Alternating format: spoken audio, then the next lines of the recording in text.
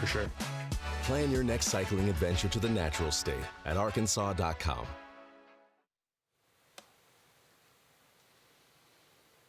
Live pictures of fans up on Stonehenge, one of the particular areas of this course that make it great to watch as we get ready for our junior men coming up here in a little over 5 minutes from their start time. You see Ethan Brown getting the first spot on the call-ups, fourth place last year, but there's some new names on this list. The first thing I notice, Ellen, are 3 Fincraft junior riders getting second, third, and fourth call-ups today. Yeah, Noah Schlonick, our current Pan American champion. Ethan Brown was second at Pan Ams, and Jacob Hines was third. So we are looking at our podium from the Pan American Championships just a month ago, but very different course than we had in DC. So, you know, that's the interesting thing about cyclocross, right? We saw a win from Noah Schlonick just a month ago, but it can still be anyone's race out there today.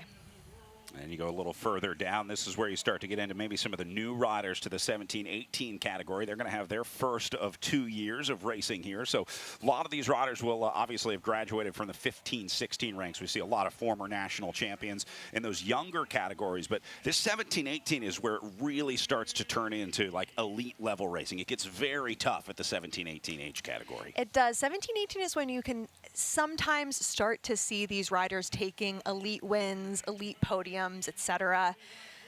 Yeah, they start to compete at an international level. This is our first year of UCI racing, where they go from the domestic USA Cycling of 15-16, where they start having 17-18 UCI championships. You also see a lot of familiar teams further down the list. These teams have all produced excellent riders. Pony Shop out of Chicago. See Baltimore Youth Cycling, obviously out of Baltimore. North Star Development out of Minneapolis. There are some really strong programs, and this is the next crop of riders. When you see those teams, you know that those are quality riders because they either find them or develop them into top-tier talent. Like we were talking about with BJC and Fincraft, those teams have such a strong lineage of success, and I think that's for a reason. Well, there's a fan that I think we can all get behind. We all love supporting bicycles. Go Bikes! I'm down with that. Very cool. They have been really supportive of all the riders out here in Centennial Park. A really great cycling scene here in Fayetteville. So, absolutely. Sounds like riders are starting to get introduced up on the front row. Again, they're running the Euro-style call-ups for the first time here at Nationals, where the riders come backwards, back down the start line. You see the second row lined up behind the tape, and then these kids come down. They get to pre-select their boxes. That's also kind of unique instead of just going down in order. So if you're first in the call-ups, you get to pick where you want to start on the front row. How important is that for a start, Ellen? It depends. You know, if you're on the front row, it's all going to be pretty good unless there's something major in your way. For a start like this, we have practically a landing strip for these riders to use for the start-finish. So in a situation like this, it's not that important. As you get further back, actually your position in the grid is much more important. See the Pan Am champ there, Noah Schlonick, representing his team and the Pan Am jersey. And now everybody just got to find their box appropriately, make sure they're sharing and accurately placed on the front row. A lot of jackets up there today as well. We didn't see a whole lot of this yesterday. They're going to leave those jackets on until the very last minute out there today. As current temperatures, I think right around like 35 degrees, which is pretty warm comparatively to some of the earlier races today. I think when some of our masters started this morning, 18 degrees Fahrenheit. Which is, I believe, just about as cold as it gets down here in Arkansas. Some of our riders will be a little more familiar with these conditions. We take a look at the tires as well. This was another big conversation yesterday. Not much really changed. I'm pretty sure the ground is going to be mostly thawed out. It didn't really get cold enough last night to freeze any ruts or anything like that. So if you're out there racing today, I think you said 20, 21-ish yesterday for you at your weight. What would that be similar to today for you? Yeah, definitely. No major condition changes from yesterday. These riders, I do have to say, for some of our younger men, they're going to be riding maybe a little more rowdy than some of our more seasoned riders. So we might see a little bit more pressure from them, but it's really hard to say, and it's such a personal preference. going to be a lot of personal preference on clothing choice out there today as well. Do you go gloves? Do you go arm warmers? Do you go thermal skin suit with the shorts? That'll be one of the toughest calls maybe that they have to make.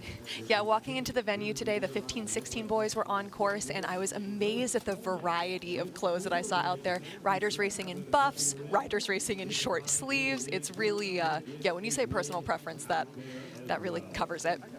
You see the Fincraft Armada lining up on the front, 3 of those Fincraft jerseys, and then we also pick up the Comp Edge Racing jersey over on the far end. Steven Savino getting his call up today as well. Looks like he's ready to go. Here's a good look at a focused Savino.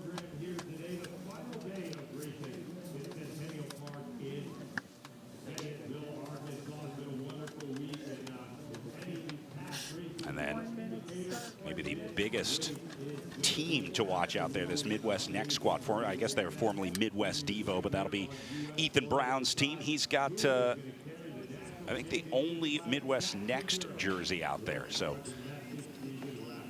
he'll have a target on his back. All right, final instructions underway. Looks like they are just about ready to get the 30-second warning. There it is from the commissar, and now they lock in and wait for the green light start. I'm always holding my breath during this part, Brad. It's just, especially for the younger riders, they're so rowdy at the start. You just hope everyone makes it through unscathed. So I want to correct myself. That is a Jack Helvey on the very end, riding for that Midwest Next squad. This is one of those scenarios where not everyone updated the license the same way. So there's some Midwest Next, there's some Midwest Devo, but for all intents and purposes, same squad.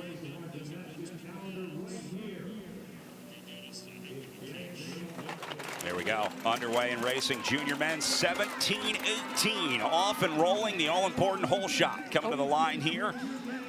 Again, Ellen, we talked about this start on this course yesterday. It is going to single out pretty quickly here. They do a little U-turn with some elevation gain as they come up here, and you better be in a good spot after that. If you're anywhere outside the top 15 or 20, it gets really hard to get back in. We did see one rider able to make it back from an early issue yesterday in the start, so it's possible you can pass on this course, but certainly a lot easier when you keep yourself inside the top 10 or 15. It is, and our Masters men who were on course prior to this race, we saw the Pan American champion be able to come back from a pretty large deficit, but there's really only so much that you can do. If you're destined to win, you know, Henry Koo overcame a lot of adversity yesterday, but he was clearly the strongest on the day. So it's really, let's just say it's better to not have an issue, I think, if you get to pick your luck.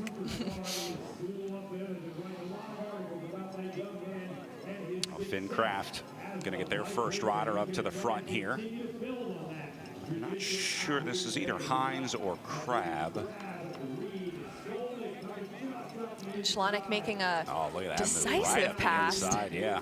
So I think that is Crab up on the front. He's got Schlonick right up to him now as that Pan Am Champs jersey starts to work its way up to the front. And it is fully strung out, Brad. This is a great indicator of just how fast this race is starting.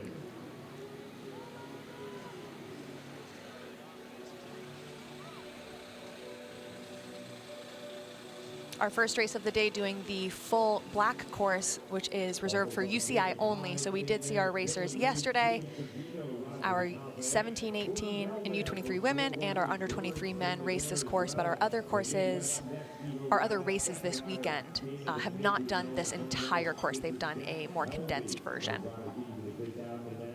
Oh, nice move up the inside, little bobble on one side, used the opportunity, found the pass. Looks like Noah Schlonick is in the lead, but I would believe that that's Ethan Brown that has him very closely marked. Watch this on the left side. You just barely see it. The foot kicks back. Schlonick able to use that to move up.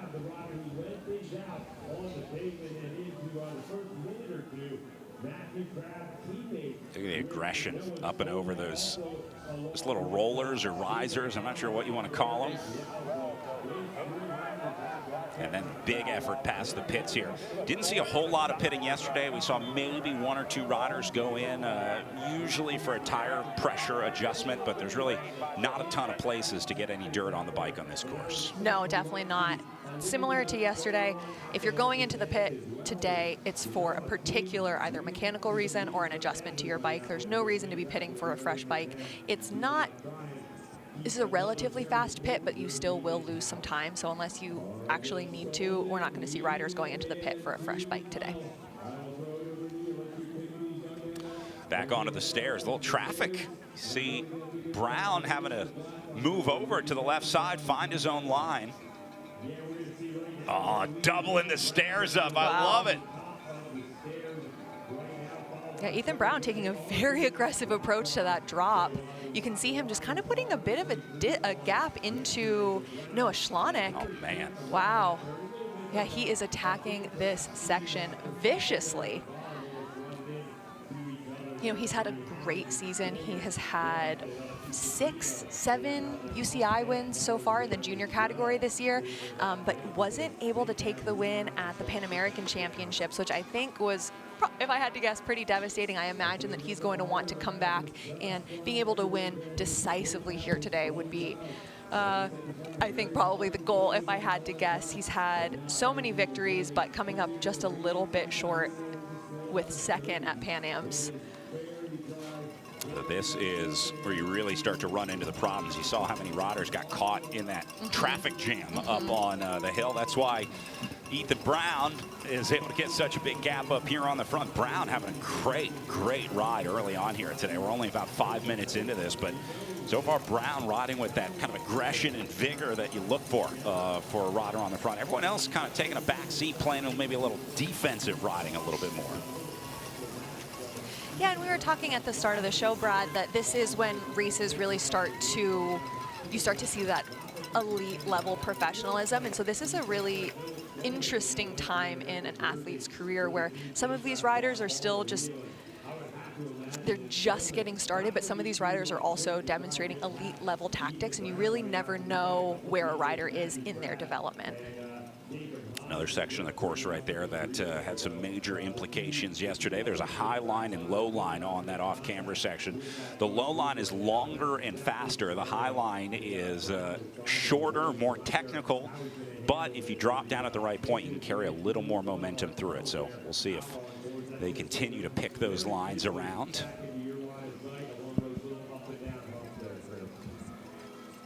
So I was just going to say, saw a couple slip-ups here yesterday, and another one there for Ethan Brown.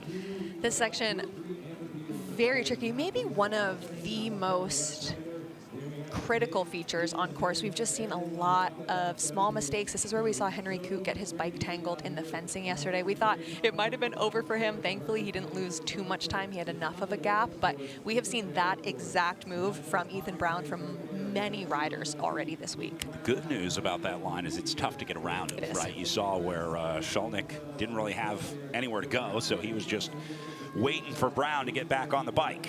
And the off camber on the other side, right after the remount from that little run up, has a very major speed limit. So if a rider does pass, they're kind of putting themselves at risk by going faster to pass a rider that trips. So yeah, if you have to fall, it's a pretty good spot to keep people with you. And Brown firing on all cylinders up on the front today. We saw this a little bit yesterday with Mia Asseltine kind of leaving a small gap up to the rider. You talked about on this course, there is drafting to be done, multiple places here. Yeah, the course is pretty wide open. We're relatively exposed up here at the top of the mountain, the Arkansas mountain. So I would expect to see a little bit more drafting than we're seeing right now. You can see the flags in just a moment when they ride through the start-finish. You'll see how much the flags are blowing. So all of our riders at the front of this race are opting to run the barriers. In our our U23 men, yesterday we were seeing a pretty even split of riders riding them versus running them.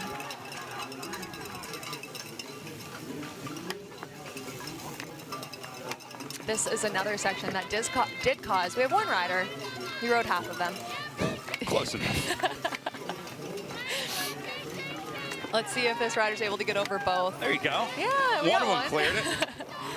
Yeah, this was another section that caused a lot of trouble yesterday. So for our riders who are running them, struggling with getting back on and remounting with speed.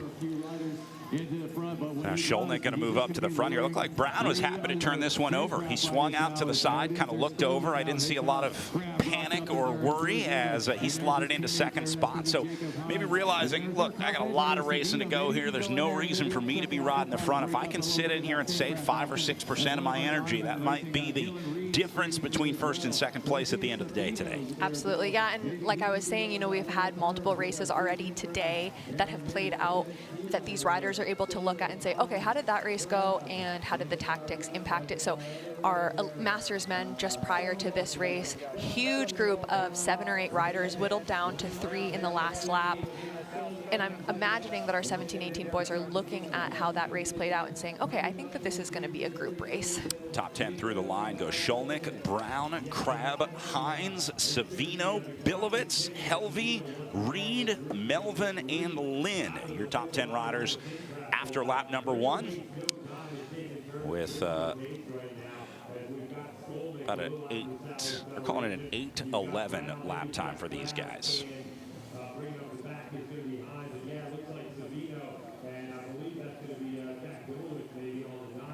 So even on this section, one of the more wide open sections, but it's downhill, then into this uphill. There's a lot of false flats, I guess, false either uphill or down, but again, no real pure flat parts on this course. I'm not sure if that's by design or just the topography of Centennial Park here. I think that's going to be your separation. This group of 4 has made the split here, so that's going to be Sholnick, Brown, Crabb, and Hines. All 3 Fincraft riders made it up into this initial selection, and now Ethan Brown going to have to figure out what he's going to do here. Yeah, not much of a surprise looking at our riders in the front right now. These are our top 4 ranked riders on the day now leading this race.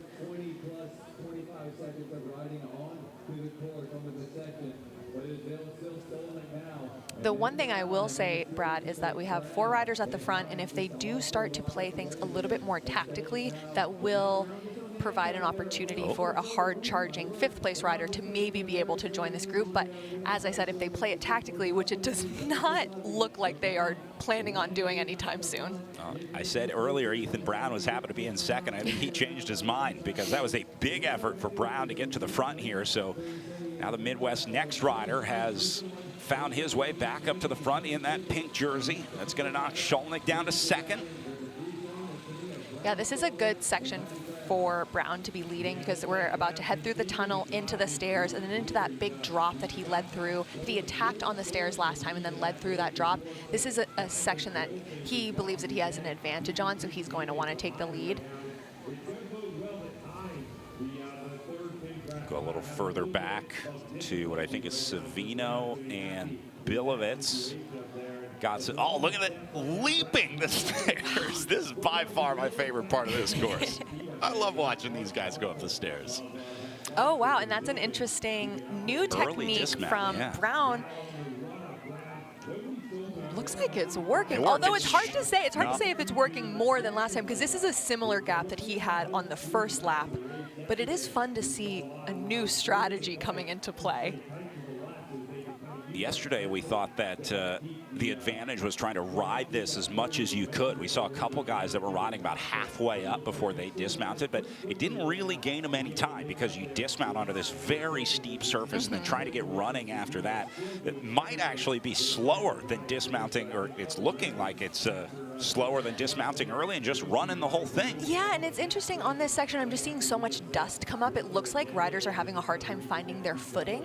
So if you're not able to get off really sure-footed, if you pedal a portion of the way up the hill, then I don't know if there's an advantage. I'm really interested in the technique that Brown used. It's not something that we've seen so far on any of our broadcasts this weekend, but I love seeing people trying new things, and making changes in real time is always something I'm very curious about in these championship rides. Back up to him. Here comes Skolnick trying to get past him. He's going to give it a go, and he's going to get it.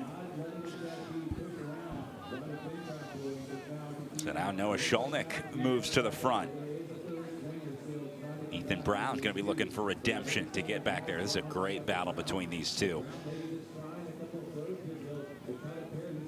This group starting to come back together. It had separated a little bit, but now Crabb and Hines are trying to work their way back up to these guys.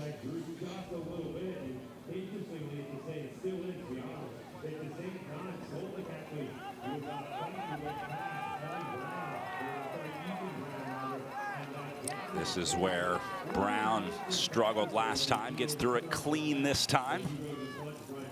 Yeah, so now we get to see another vantage point of this this mound that's actually just a really big rock.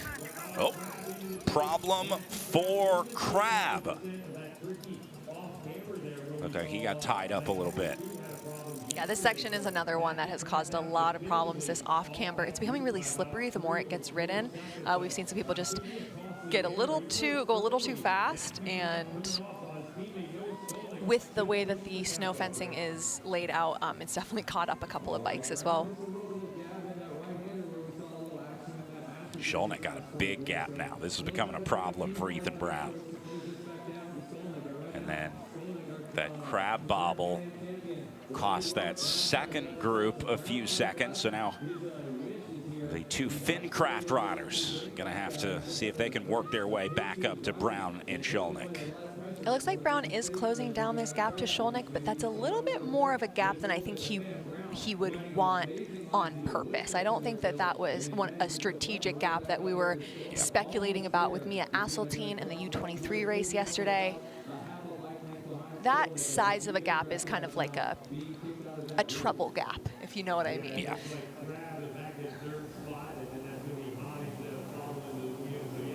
He took a look over the shoulder, you saw. So going to ride it this time. Wow, very Skolnick interesting. Barely clears the second one, but gets over. Oh, wow. Look at the remount for Skolnick. Much faster than Ethan Brown that time. Hines and Crabb get through it clean as well. Oh man, Skolnick having a great lap here. Okay, that was very cool. We did not see Skolnick display that skill on the first lap. A couple of reasons that he could have done that, but what really matters now is that he waited until he already had a little bit of a gap, and now he's using that to his advantage. Brown looks like he's working a little bit harder than Skolnick. Skolnick looks very composed on this section. I don't think that this is where he wants to burn any more matches. It's kind of Brown's job now to bring this race back together. Much faster lap this time as Skolnick turns in a 7:45 here. We're starting to get back onto lap times similar to what we saw yesterday in the U23 races. Brown did a 7:48, and that's going to put him 3 seconds behind here. And then Crabb just a little bit ahead of his Fincraft teammate, Jacob Hines. Jack Bilovitz goes through 29 seconds back from the leaders. And then Savino, the Comp Edge jersey, at 37 seconds back. Riders grabbing gels. I even saw a rider start with a water bottle earlier. It's somewhat rare to see in cross. I always race with a water bottle, actually. Really? Yep. Just wet your whistle a little bit? Yeah, and I also put fuel in there. So instead of Yeah. taking a gel, I don't want to take a gel in the middle of a race. So I'll put like the super high carb from scratch in it, and then I get to drink fluids instead of, if I took a gel, I think it'd make my mouth feel weird. So what I'm curious about now, if the gap doesn't get too much bigger between Skolnick and Brown going into your favorite section of the stairs and that big drop, that's a section that Ethan Brown has been riding so confidently. I'm really curious to see how the gap changes as we go into a section that, let's say, favors Ethan Brown. Although, you never know what Skolnick has up his sleeves. We watched him ride the barriers two very different ways between laps 1 and 2. So maybe Skolnick adjusts his strategy on the big stairs this time. Trick up his sleeve. Skolnick was going single steps. Brown was doubling steps in the last like 10 or 15 steps going to the top. He was taking 2 at a time with each step. So we'll see if Skolnick sticks to that. Certainly the more conservative way to run it. Run a big risk of missing one of those steps if you try to do 2 at a time. Yeah, and it turns into a much higher power step as opposed to doing short, kind of low cadence. When you do the double steps, it becomes kind of like a leg press. And so it requires more energy. So people think it's faster. It's not fun to run steps really quickly together, but it is easier on the legs. But Brad, I mean, this race is still together. I would not say that the rubber band has snapped yet. And now we're just, really 2 corners away from this section that we were talking about for Brown. Skolnick certainly pulling on the rubber band here. He looked back at Brown and immediately hit the gas again, seeing that gap. Much easier to take a gap from 3 to 5 than it is from 0 to 3. Once you get that gap opened up, it's a lot easier to open things. Now let's see if Brown can bring some back here. It sure as heck looks like he is bringing it back. Now we're going to that section that he was just attacking. But you can see that effort that he's putting in on his legs. I do wish that he would just take them 1 step at a time. That was not nearly as smooth as lap number 1 for Ethan Brown. Now they're going to go on to the run-up section here. Oh, my gosh. Skolnick struggles a little bit. Brown able to get ahead of him. Let's see if they can remount to the top. If Brown will take the lead on the run-up section here. Wow, going through at the start of this lap, it almost looked as though Skolnick was just about to ride away with this race. So I have to say, I am so impressed with Ethan Brown's tenacity to just be able to stay in the fight with how confidently Noah Skolnick was riding on the front. This was the decisive pass right here. That took way too long for Skolnick to dismount from that bike. Yeah, so I'm wondering if we can see this again. It almost looks like Skolnick's rear wheel locked up. It looks like he maybe came off of his line and was hitting the brakes. It's kind of hard to tell, but it just something went wrong with Skolnick. He didn't get off where he wanted to, and then he took just, a millisecond, but that's really all it takes to be able to get back on his feet and start running up the run-up. I think one thing that a lot of casual cyclocross fans don't realize, or maybe if you never raced cyclocross, certainly for me, learning how much goes into a dismount and remount, how many different factors and things you have to think about. Could you tell us just about, like, maybe the top 3 things you're thinking about? It looks like you just get off the bike and then get back on, but there's all kinds of things, like making sure you're in the right gear and your pedals are in the right place. What are, like, the 3 biggest things that you look for in a remount? Oh, that's such a great question. I mean, the big thing with cyclocross, not just with remounts, but kind of one of my pillars of cyclocross is no matter what you do, you're always moving forward. Even if you're getting off the bike, if you're getting on the bike, you're never coming to a stop. Yeah. So you're trying to make everything as fluid as possible. Even if you're falling, you still want to be falling with forward momentum. So yeah, a lot of times you'll pre-unclip for a section like this that we're seeing Ethan Brown go through now, so that you can guarantee where your pedals are going to be when you get back on the bike. You're not fishing around trying to find the pedals beneath you. You can step off the bike in a certain way to sort of use your last pedal stroke to your advantage to give you just, an extra foot before you get off. And then kind of depending on the steepness of the grade, you can set up so that you use your... Okay, but see, he did that quite fast. So even though he washed out, he put his foot down and pushed forward. So this is kind of what we're talking about. Even when you're messing up, you're trying not to lose much momentum. I'm trying to set up so that you're coasting in, holding the bike so that you're just immediately able to continue on. We'll actually see that with Ethan Brown as he gets off his bike for the stairs. He's picking his bike up and then he puts it on his shoulder. So he's doing multiple things at once. There's a lot of multitasking in cyclocross that you maybe don't consider until you start to break down these skills a little more in depth. We were talking to Johnny Sunt yesterday. We met him over by the barriers, scoping things out. He was talking about the importance of pre-shifting into the barriers because you're going really fast into the barriers. That means you're pushing a big gear.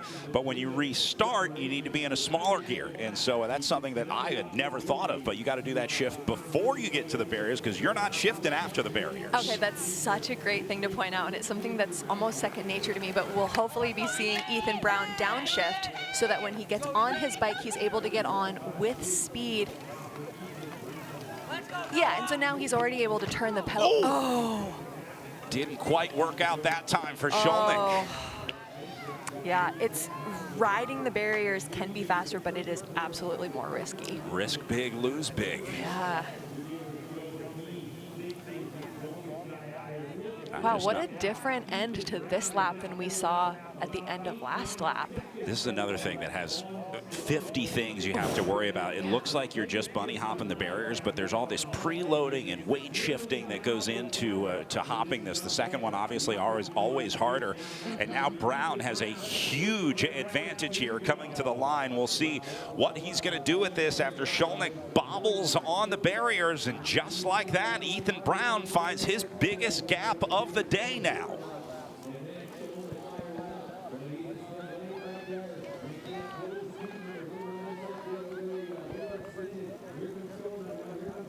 Skolnick about to have some company behind him. So 9 seconds now separating Ethan Brown to Noah Skolnick at the end of lap 3.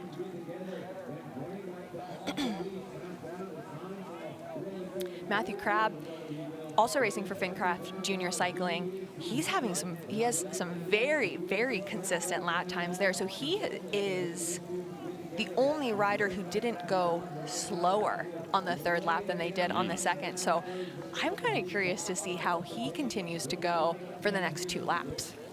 So this is now 9 seconds on the line back to Skolnick.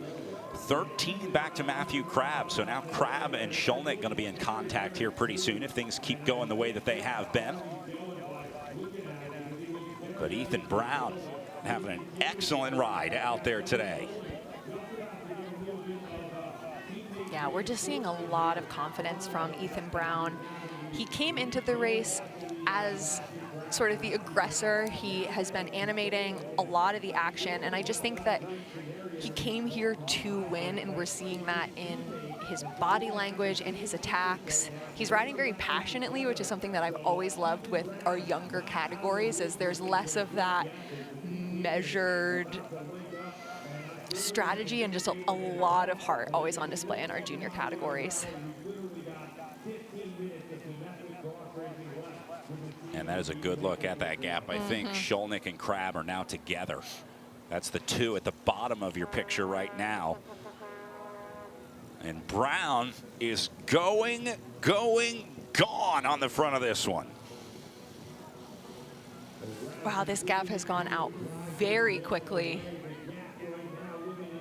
Whether Brown knew that Skolnick made a mistake on the barriers or not, it seems like he's kind of capitalizing on that opportunity to catch Skolnick kind of in a moment of weakness. Look at the technicality for Brown here. All right, well, Brown has established himself on the front. We're going to take a quick break here, and when we come back, we'll have the finish of your junior men.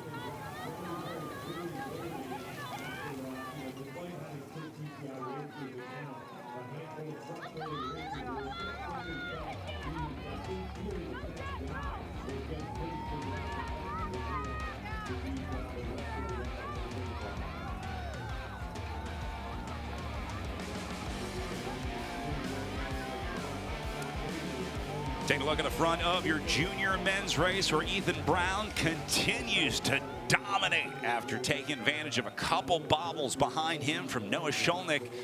And now Brown on his way into the final lap of racing and trying to keep Sholnick in the rearview mirror here.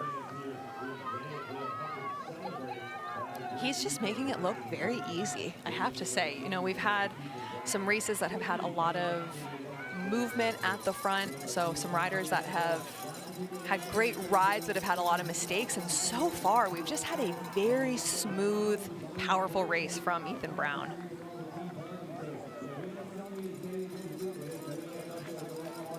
And it looks like Crabb has moved into second place, if I'm not mistaken. Certainly looks that way. Here is Sholnick now continuing to struggle on this course. So now Matthew Crabb, just like that, into second spot.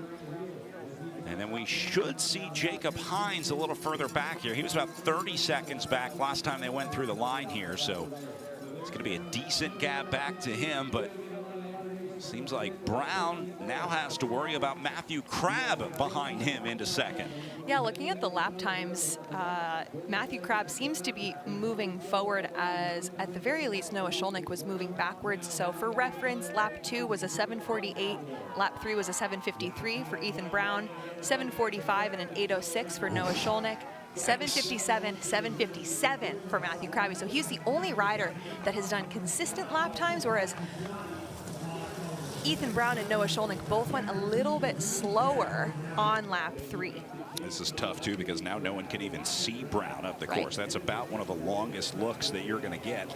They'll be able to see him on some of the parts where it doubles back on itself, some of the more technical sections, but a lot easier to judge on a long straight stretch to give yourself an idea of what you need to do to bring it back. So here comes Matthew Crabb from the FinCraft Junior team, your new second place on course, up to the barriers. So Crabb may be able to see Brown when they get onto the start finish, but it's quite a long start finish. So if he is able, it'll make it feel possible, but that's going to be a pretty big gap to try to overcome. Sholnick sticking to his guns, rides the barriers again. It seems like that second barrier, every time he struggles, it just barely gets that rear wheel over. Yeah. But, you know, respect for doing it. Those barriers are high, and when they're uphill, they are even higher. So this camera angle is a little bit deceptive because we have Ethan Brown in first, and now we have Matthew Crabb in second. So it looks like they're really close together, but the live timing is what's going to tell us the truth here of how far they actually are. I think the camera can kind of compress, make the riders look closer together than they actually are. 7:55 for Brown seconds. that time. 13 seconds separates Matthew Crabb and Ethan Brown. So another 7:56 for Matthew Crabb. So he's doing super consistent lap times. I just don't think that it's quite enough to bring back Ethan Brown, especially as they come through and get the bell for one lap to go. There's a good look at 1, 2, and 3. This is kind of the winding section that I was talking about earlier. Yes, you can see your opponents here, but a lot tougher to gauge what that gap really looks like.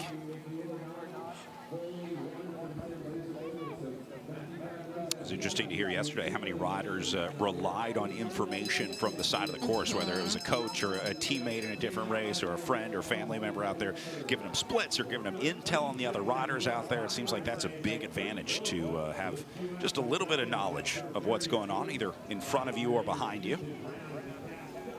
Yeah, I mean, that's something that I've talked to my family and friends about, is I'm like, I want to know. I don't need to know a lot, but tell me something, especially if it's important. You know, sometimes people try to give you too much information, but a simple thing that even our junior women's winner said yesterday, they heard that the leader was fading. Yep.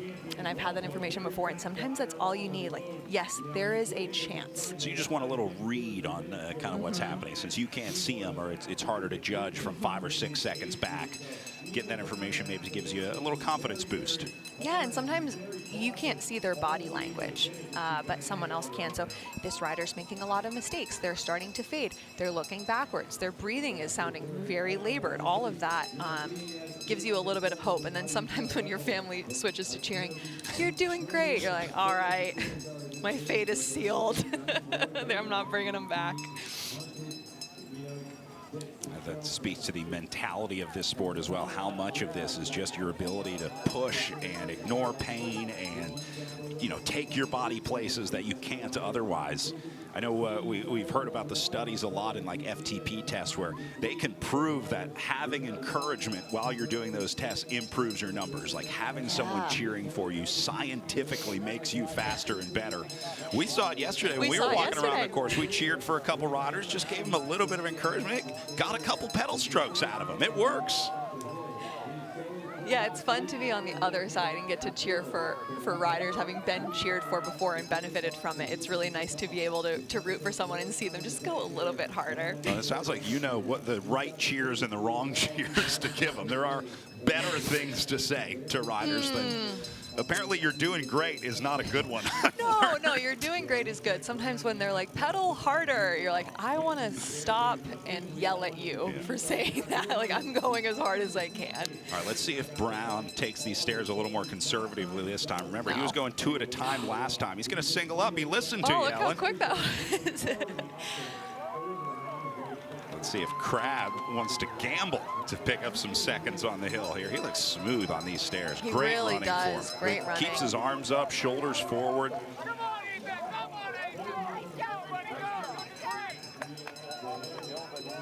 Crab dismounts early too. He figured that out. Yeah. That is definitely a faster way to take this feature. It was very smooth.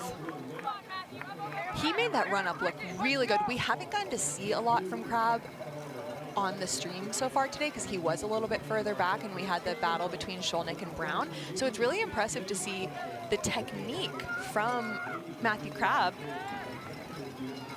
and then compare it to Skolnick. I mean, look at that. You can clearly see that you lose the momentum. He's just not getting up this run-up section as fast. This is one of the places where Skolnick is losing a second or two to Brown every lap. This is why Brown's doing a 7:53 and Skolnick's doing a 7:56. And you know, this is a tough race for Skolnick. Coming in as the Pan American champion, there's definitely going to be a lot of expectations on him. And I think now being in third, it can be really tough mentally to stay in the fight. So maybe I'm overanalyzing. It seems like maybe a little bit of discouragement is showing up in his body language. Look a little further back at Rylan Zacharek and Jack Bilovitz. That Donovan Racing kit. Looks like a pretty good battle forming for 5th and 6th there between Rylan and Jack. Not a whole lot of fighting up at the front because Ethan Brown is dominating this one today.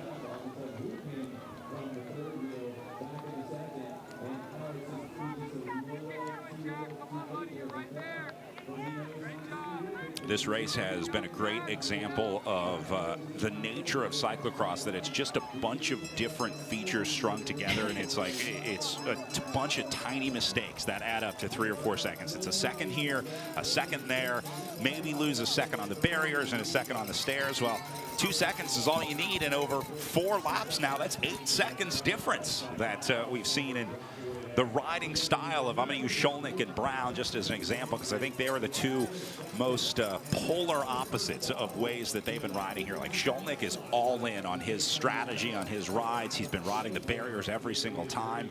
Brown has kind of been adjusting a little bit more, just looking for those microseconds even that you can pick up just by figuring out a feature a little bit better.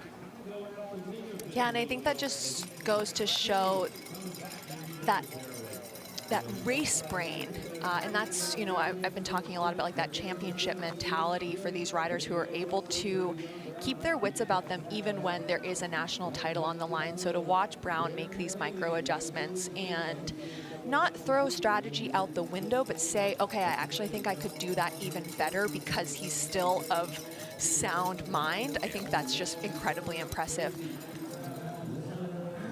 And it does look, if I'm not mistaken, is Noah Skolnick now back in front of Matthew Crabb, or is that a third Fincraft rider? I think we're probably looking at Hines back there behind Skolnick. We're going to look when they come to the barriers. We'll see if we can show everyone hit the barriers here. It'll start with Ethan Brown.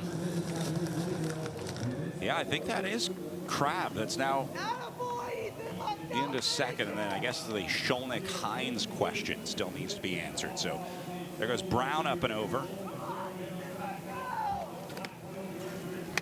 That's going to be Matthew Crabb going over the barriers now. And it was about 13 seconds from Crabb to Skolnick last time. So here comes Skolnick now. Yeah, and he's still going to be into third spot here. See if we can pick up Hines behind him in fourth, but the Pan Am champ having a very tough second half of this race. Clears the barriers again.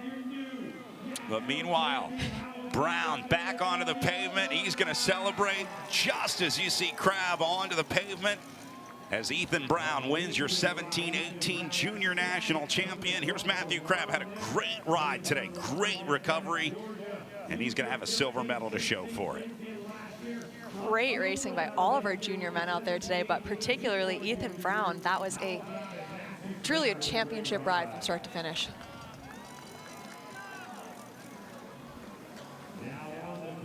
Noah Skolnick didn't have the ride that he wanted today. Had a great start to this one. Spent the first half of this race leading, but he'll have a bronze medal to show for it. And at 17 years old, he'll have another shot at this race next year.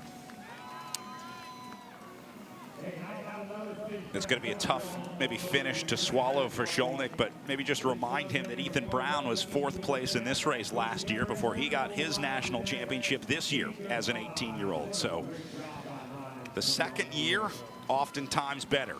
Here's Jacob Hines in to round out three Fincraft riders inside the top four.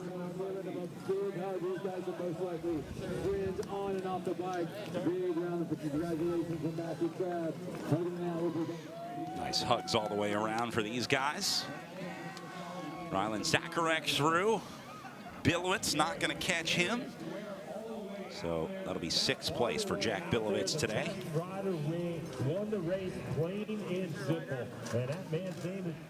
Here's Oliver Waldron in next. And looks like he's got Steven Savino right behind him, finishing strong. Savino giving it everything he's got. And then should be, I think, Jack Helvey be your next Midwest Devo rider through. Nice ride for Helvey. Halfway through the second to last lap.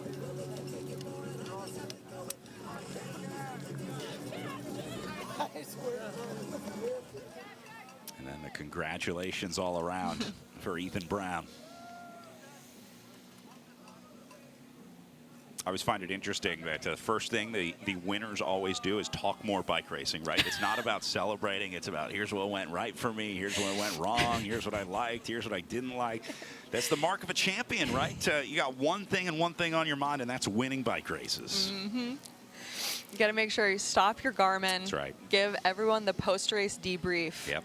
We can eat ice cream later. Yeah, I find it fascinating that there's very little celebration, and it's like just immediately recapping the race with their coach or parents or whoever's there helping them race their bikes.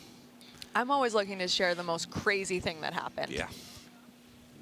Craziest thing that ever happened to you in a cyclocross race? Is there one that stands out, an absolute wild day on the bike for you? I'm going to put a pin in that and hope I can answer with a better Okay. answer later. I did recently get my head run over by another bike racer this season, which was one of the weirdest things that's ever happened to me.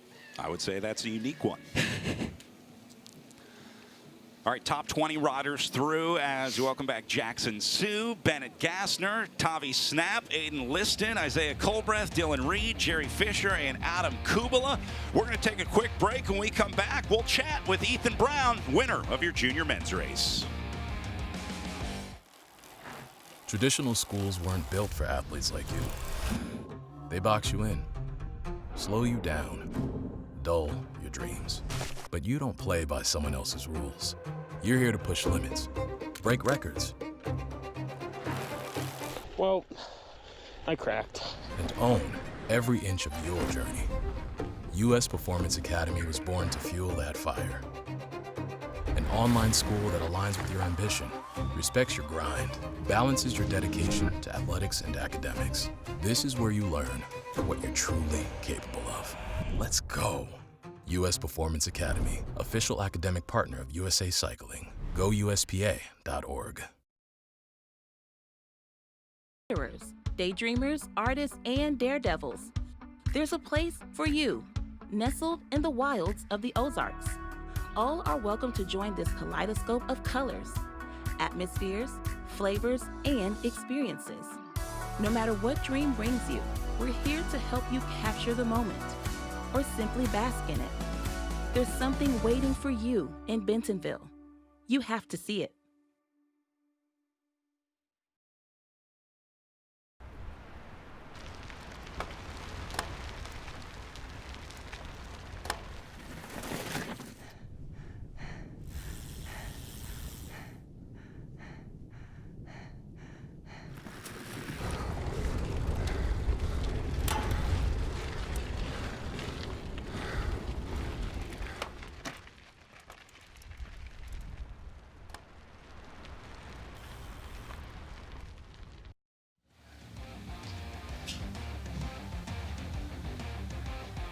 Welcome back. Live images from Fayetteville, Arkansas, where we have just wrapped up the Junior Men's National Champion with an incredible ride from Ethan Brown on the front, improving on his top 5 result last year to find the top step this year in his final year of 17-18 racing. Welcome into the booth here. Let us be the first to congratulate you on a national championship. What's going through your mind right now? This has to be a lot different than what was going through your mind last year. Yeah. I don't know. All I can say is, like, thank you so much to all the people supporting me, all my coaches and teammates. You know, they're very helpful for, like, day-to-day life and, like, ultimately what makes you be able to do something like this. Yeah. Take me through your race today. We saw an early lead from Noah Sholnick there. You were kind of riding second. It looked like you were kind of passing the lead back and forth. You weren't really content on or super worried about being on the front early. Is that the right read? Yeah. It was kind of willy-nilly first lap. First laps are always pretty weird. And then Noah went pretty hard. I was kind of dangling a little bit. I don't know. It's good to be in the front because this is a pretty rocky course, and so it's easy to flat because you can't see what's in front of you because there's a rider in front. But you know, there were just a few corners where it wasn't quite like the speed wasn't there for him, and it was for me, and so I feel like I was really able to push through to get back to him, and then I passed, hoping that I could. Exclamation point on it, you know, and yeah, it really worked out. I was pushing pretty hard, but it was great. My big measure of this course has been that giant staircase that you go up. Yeah. I noticed you were skipping stairs, doing 2 at a time early on, and then you kind of dialed it back to single steps. Take me through that decision. It really wasn't a decision. It was kind of just like I was pushing really hard, and I was just striving for the top. I was just going really hard, yeah. I want to show you our view from inside the booth here, get a new perspective on your ride, show you some of the highlights, and maybe you can take us through what was going through your head and some of these crucial sections on this course. I'm going to start with the hole shot here. Were you happy coming off of the pavement and onto the dirt with where you were? Yeah, I'd say so. There were like one or two passes, but yeah, it was great. I liked my positioning there. And then once we saw things start to string out, we watched you kind of slowly move up. You were kind of in this FinCraft sandwich for a while, surrounded by those guys early on. Yeah, that's how it was all year. It was, a little bit of maybe team tacticking, but, that's how it is. And then I would do that too if I had teammates like right at the front with me. Oh yeah, that. Yeah, I don't know. I lost my footman there. Not long enough legs. Yeah, didn't get the pass there, though. And then this, clearly fighting to get to the front. It seems like at this point you knew you wanted to be in front of Skolnick anytime you could. Yeah. You had to fend off these attacks. He got you a couple times coming around on these wide open sections. How do you stay calm in this scenario, knowing that, maybe he can beat you there? I also want to ask about this. It seemed like you were starting to dismount earlier on this section. Yeah, I was just really confident in my running technique and how hard I could go. Oh yeah, he was doing those, he was doing the barriers pretty fast. I went through one time with him. I think he was going really fast, and I was running in. But yeah, I had to push really hard. It was great. And then this emotion, you can see a lot on your face. I think that is a mix of all the hard work from this season, thinking about your results last season. Yeah. Has it finally set in for you yet? Are you starting to realize that you're going to wear a Stars and Stripes jersey here? I don't know yet. I've never done this before, so we'll see. Hey, I know you talked about your friends and family and coaches. Who's here with you in Fayetteville here? Who are you going to celebrate with when you leave the booth here?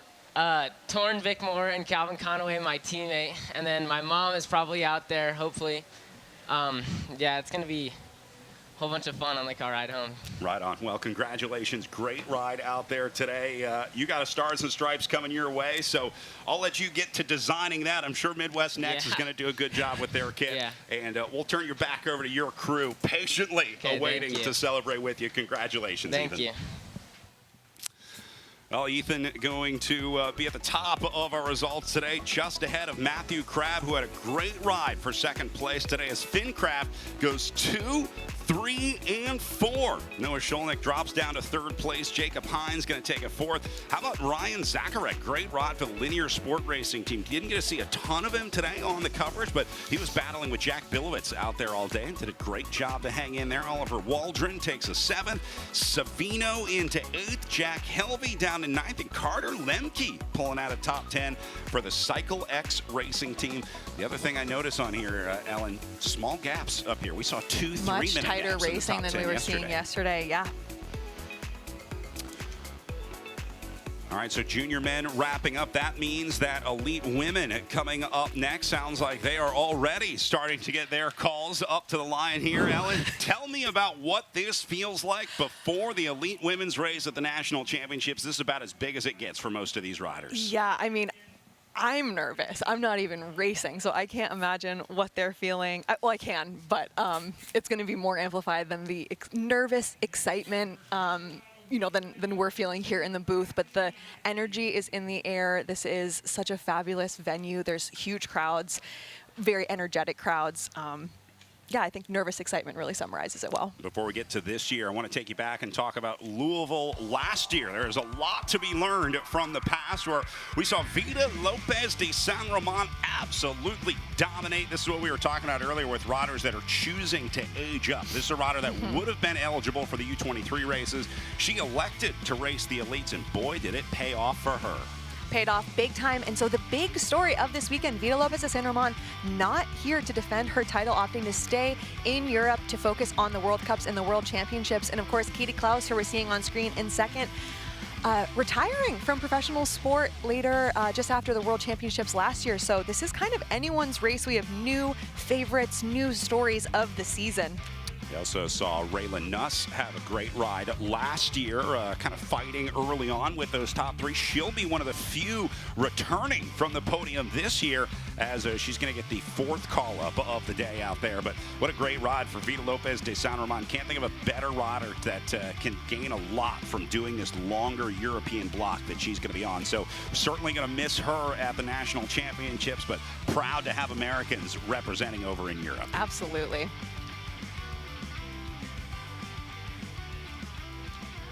We look at some familiar names. Lizzie Gonzalez down in 5th place, going to get the first call-up. She will be the top-ranked rider from this year for that CCB Levine Law Group. Anna Magala from Competitive Edge Racing, 6th place last year. Anna Dorovsky into 7th.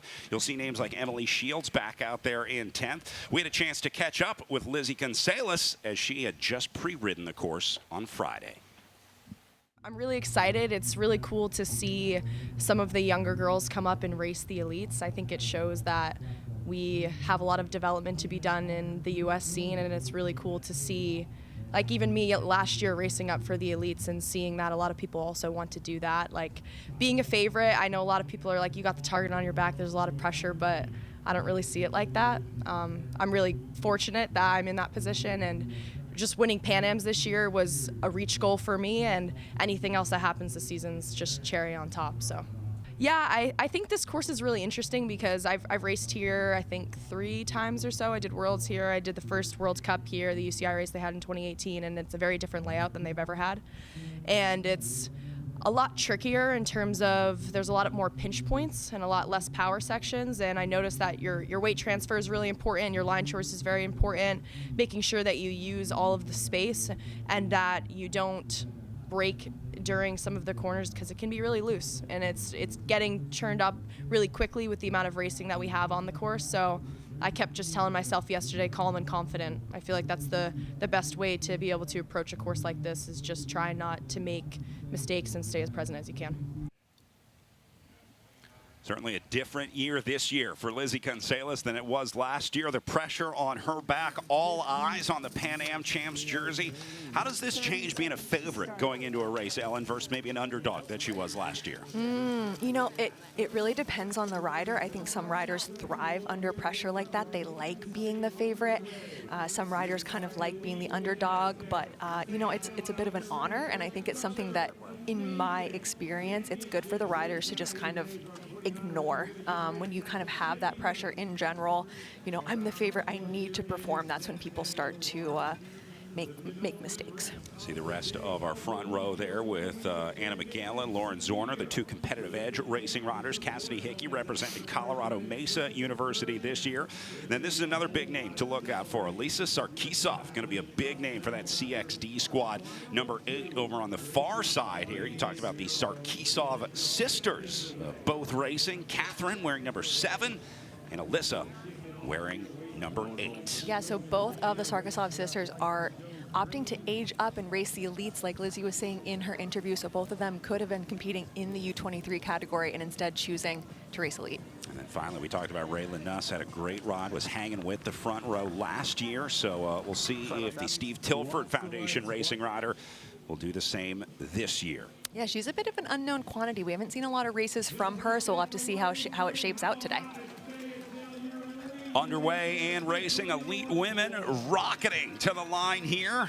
As you see, Gonzalez looks like going up against Lauren Zorner here for the whole shot. Zorner, the tall rider in that white jersey on the right side. Here comes Sarkisov up the right side of our picture. I think that's going to be Alyssa Sarkisov. And I think we'll give her the whole shot in that CXD kit.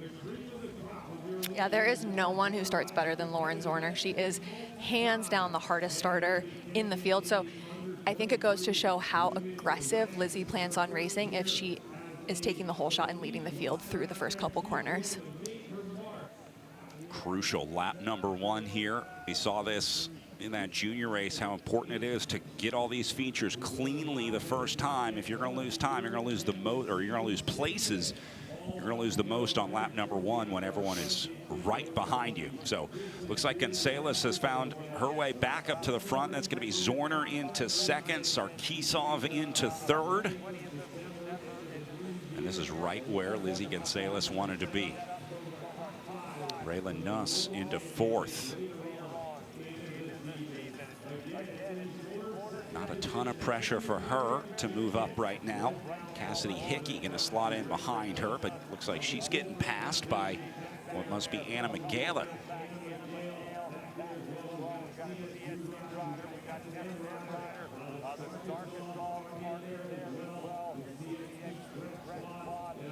That's exactly what we expected from Lizzie Gonzalez. First call-up, favorite ranked rider in this race. So the pressure on her, and it looks like she's taken that in stride, getting to the front early and staying there so far. I mean, the thing about Lizzie Gonzalez is that she's taken a couple years racing a little bit less with college and trying some other disciplines, etc. But she has been racing at an elite level since she was a young child. One of my first memories of Lizzie Gonzalez is being a half-pint little kid in a national champions jersey. So she is no stranger to the pressure, to high performance, to national championships, to peaking for events like this. So for her, she's talking about, being the favorite, target on her back, etc. I don't think that that is going to weigh on her as heavily as it might on a rider that is newer, that's had a meteoric rise. Not a ton of changes early on in this lap.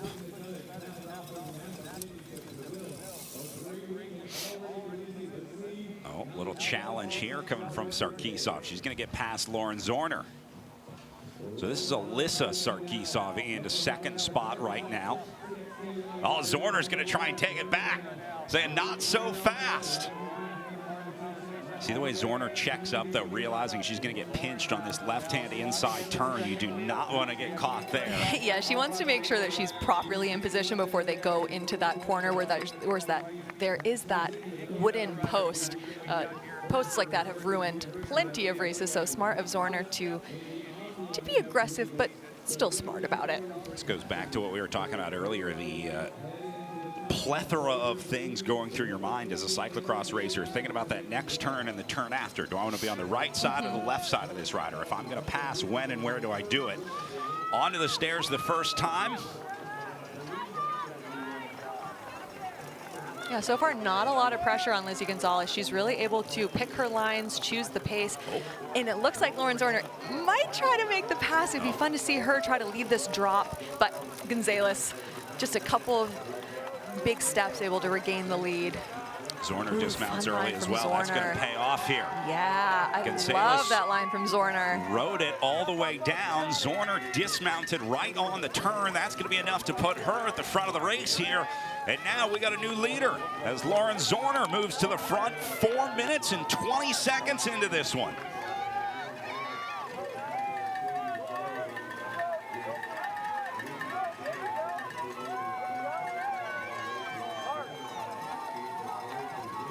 Now this puts the pressure on Zorner, knowing she's got Gonzalez right behind her.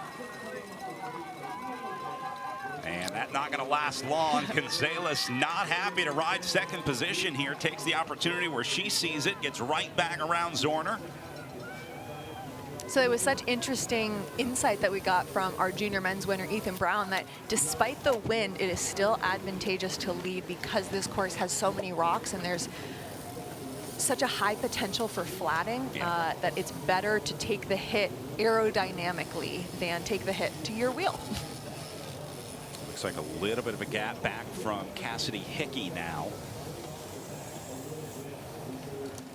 So first 5 spots still riding together, a little over halfway through this lap. Cassidy Hickey making an attack. Oh, and she's going to go all the way through to the front.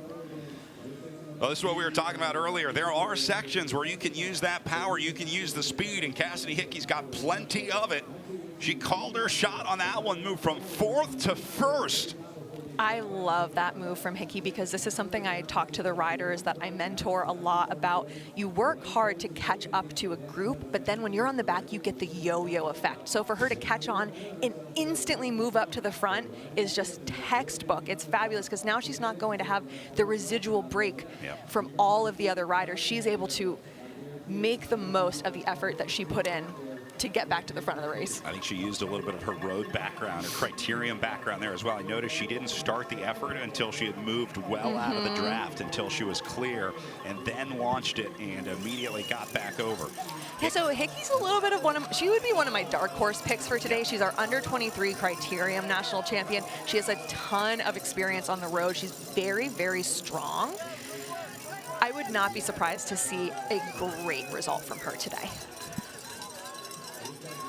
She also has a background in triathlon, which to me means that she's got a big engine underneath the hood, right? She's got Very that strong anaerobic power and, well, obviously used it on that wide open section here. Another good look at the difference in lines here. High line, low line, mid line maybe.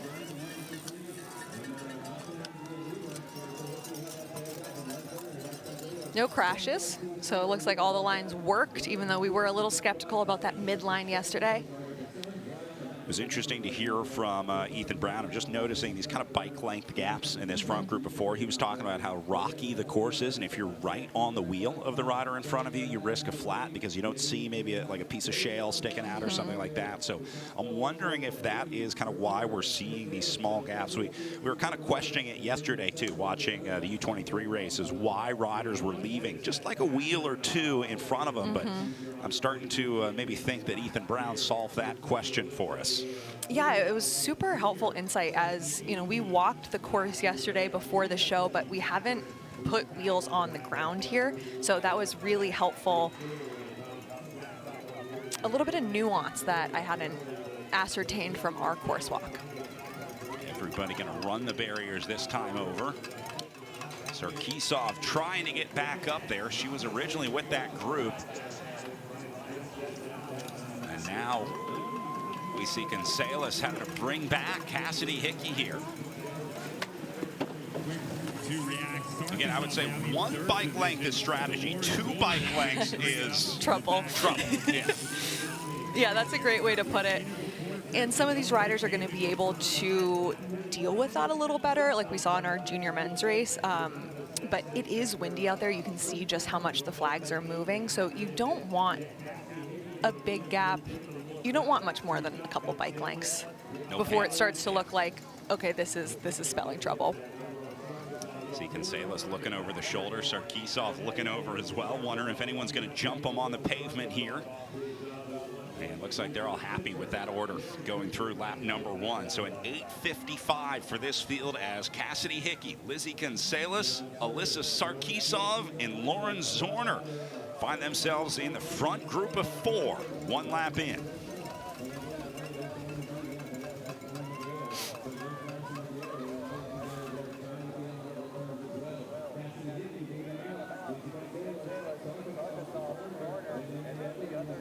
Hickey rode the elites last year, had a similar good start.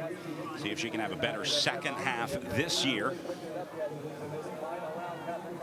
And again, the collegiate riders representing as her Colorado Mesa University jersey, flying proud on the front.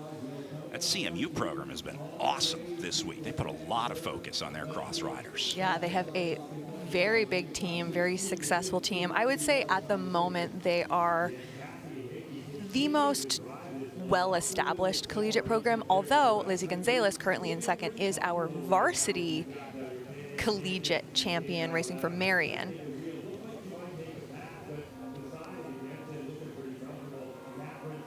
Once again, Gonzalez coming off the gas a little bit, had the opportunity to try to make the pass on Hickey, decided not to here. So I think she's happy with this scenario for now.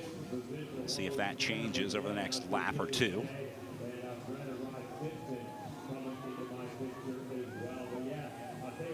This is a great matchup on the front between these two. I think Cassidy Hickey probably the bigger engine in this scenario, but Lizzie Gonzalez is going to be the better bike handler. She's got the cross skill, she's got the experience, the focus on cross that maybe Cassidy Hickey doesn't have. So we'll see if it's power or finesse to win here in Fayetteville.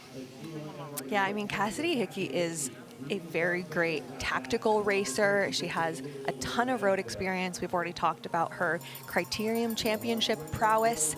She hasn't had a super consistent cyclocross season, not the headlining results that I think I would have expected from her given her ability, but it seems like she really showed up prepared today. This is a course I could see her succeeding on. Nice pass from Gonzalez right there. Saw the opportunity, made it on the right side of Hickey, and now Lizzie Gonzalez gets back up to the front.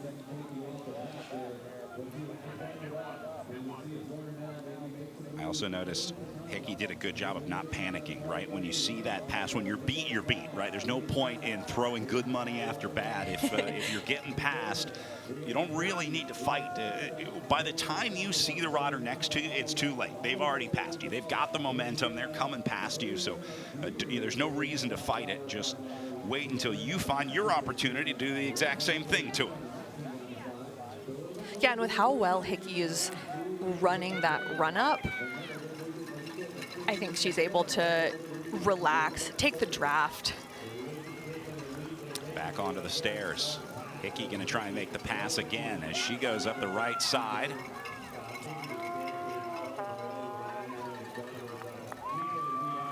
So Catherine Sarkisov has now made contact with this lead group.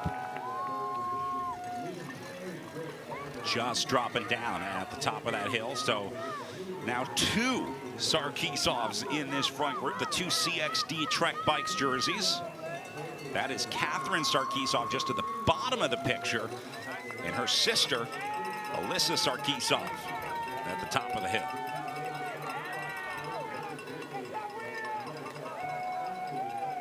Looks like Lizzie's turning the screws just a little bit at the front. Unfortunately for Catherine Sarkisov, who had just made it back on, Gonzalez lifts the tempo again. Now this is a problem for Cassidy Hickey right here. There is no good reason to have this big of a gap opened up right now. Hickey needs to close this down immediately. She's going to have a chance here. Remember, back in the woods, that run up to the barriers, there's kind of a few open sections here. So if Cassidy Hickey is going to bring back Lizzie Gonzalez anywhere, it'll be on these wide open sections. Especially a rider like Lizzie Gonzalez. She's Pan American champion. She's had a handful of wins already on the UCI side this season. You cannot let her just ride away. This is, the alarm bells should be ringing for all of our riders, and if anyone has any matches left, they're going to want to try to get across to Lizzie Gonzalez. Looks like they are bringing her back. If I had to guess, it feels like Lizzie is testing the waters. I don't think that she's laying it all out there just yet. There's still a lot of racing left. We're only on lap 2, but I think she's noticing, okay, I was able to pull away there pretty comfortably.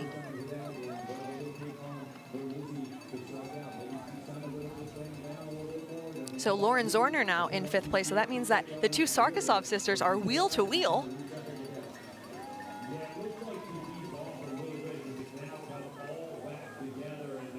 Group of 5 back together on the front.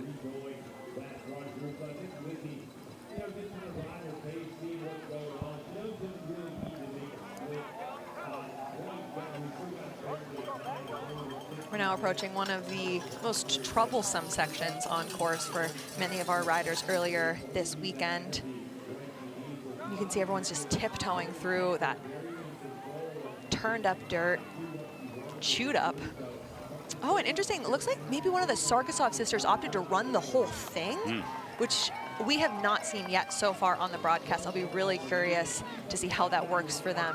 It makes sense, especially in a tight group like this. If you're in a 4 or 5 rider group of traffic, maybe a little easier to run it. Oh, here's a new angle, so we'll be able to see just how that line played out. I think that's Catherine Sarkisov. Yep, that's going to be number 8. That is Alyssa. Alyssa Sarkisov.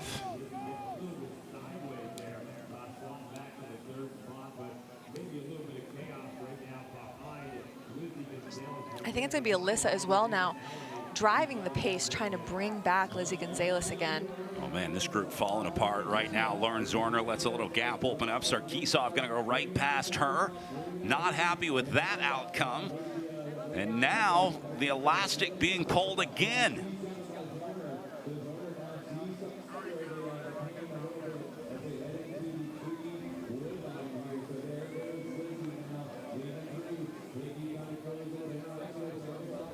That is just on the edge of doable. Yeah.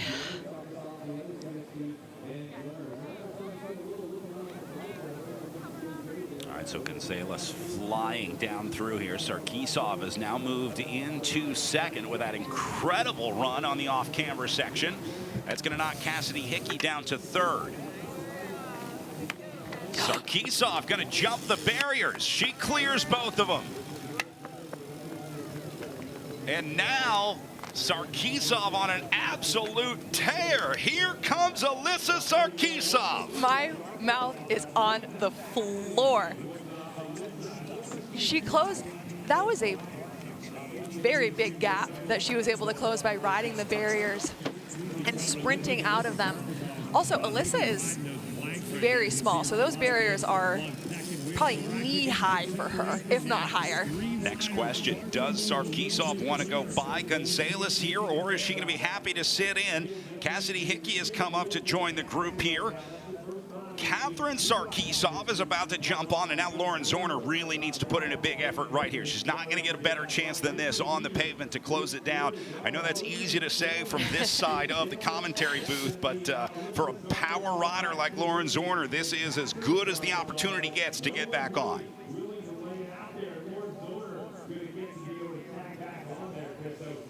And we are seeing a renewed Alyssa Sarkisov this time through into this third lap here. She is riding much differently than she was laps 1 and 2. Seems like she is starting to realize that if she's going to win at the poker table here, she's got to put some chips in the middle.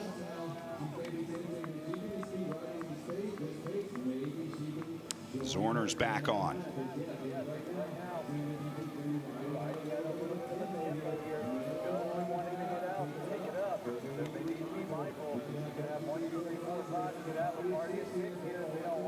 I'm not seeing Sarkisov really try and get past Gonzalez here. You can usually tell when a rider wants to go past, because I was talking about this yesterday. They kind of half-wheel each other, right? They're trying to leave a door open here. I'm just not seeing that from Sarkisov in second spot yet, but I'm sure she's got a spot picked out on this course where she wants to make the pass. Yeah, she seems content to let Lizzie test the waters, kind of set the pace. This race is clearly shaping up to be incredibly tactical, so I think that she's fine to just let Lizzie do what she wants. She'll close the gap. I mean, she clearly has the prowess to be able to bring her back. All right, so all five back together. We'll hit the reset button at the front of our elite women's race. We're going to take one quick break, and we'll have uninterrupted coverage to the finish right after this.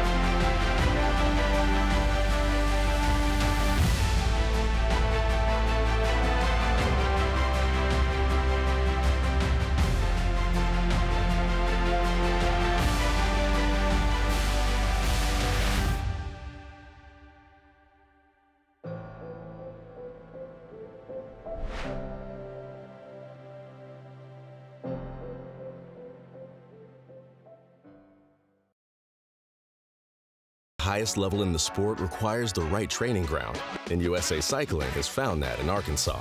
Bentonville is the home of the U.S. National Mountain Bike Team, but our statewide network of trails aren't just for elite athletes. We've got a ride for everyone. Just increasingly more and more, I'm telling people, if you ride mountain bikes or if you want to get into mountain bikes, you got to come here and see for yourself. And there's something for everyone here, for sure. Plan your next cycling adventure to the natural state at arkansas.com.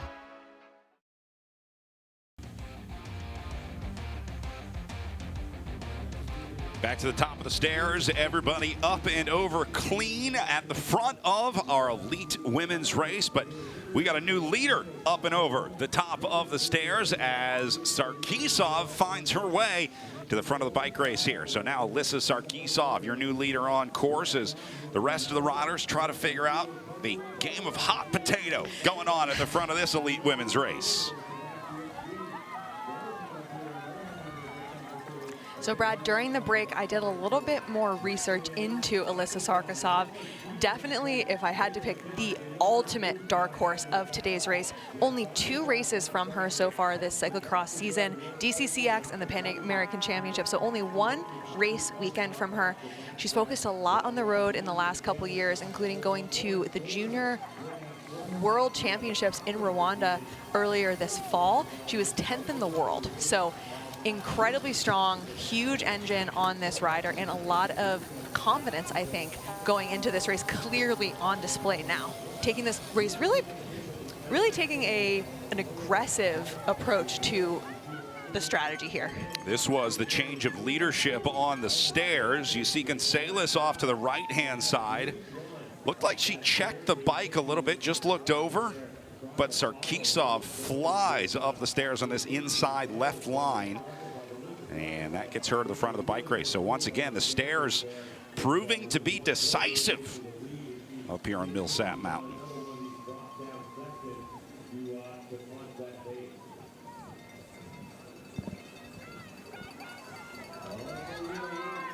Now Cassidy Hickey back at the front, Lizzie Gonzalez, Sarkisov,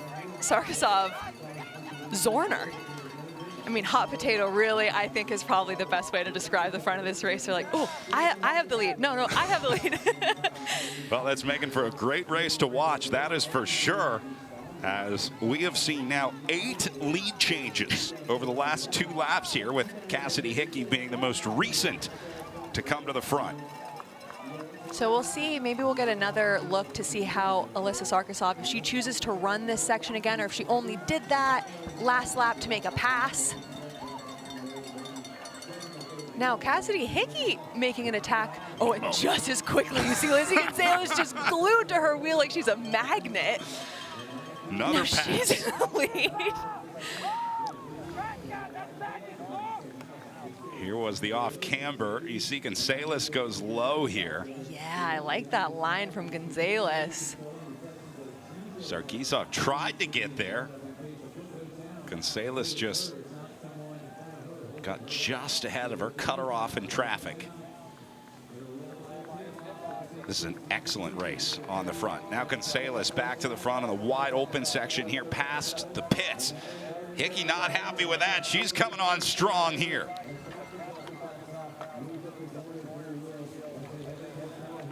I have to imagine, Ellen, this is also an important time to stay calm. It would be really easy to get caught up in this kind of battle that's happening, the rivalry, but you got to remember there's still a lot of racing to go in this race. You don't need to be on the front yet, so as much as you would like to be the leader, no one likes to get passed, but there's a time and a place to make that pass, and it's going to be important for these riders to make sure that they gauge their efforts, because they keep fighting like this, there's not going to be anyone left at the end of this race. They're going to knock each other out before the end of this one. Yeah, and that's such a great observation. You know, it can be easy, as you said, to just get caught up in passing here just for the sake of passing. So kind of that composure where you can say, okay, I'm actually just going to sit in and let someone else do the work for a little while. I think that's shows a lot of maturity. Also, Alyssa Sarkisov now running the barriers. I think it's really cool to see that that's something that she has up her sleeve, but doesn't need to do every single lap when the race is already together. So it's something that she knows she can do if things get dire. She has one last ditch effort, but choosing the safer run is really cool to see. Alyssa's just 18, so she has a lot. She's racing with a lot of maturity for a rider that is very, very young still. All of these riders are actually very young. Back onto the pavement one more time. Cassidy Hickey going to take this one out of the saddle. That's going to spread the group out a little bit. gel from Cassidy Hickey. Looks like Lauren Zorner's having a conversation with herself, just saying like, okay, chill, we got this. Leader seeing 3 laps to go across the line.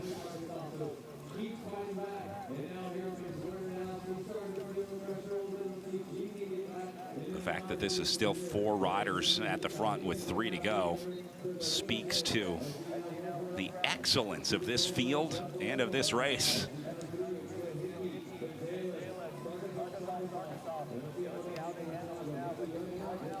So now both Sarkisovs are there. Those are the 2 CXD kits at the back.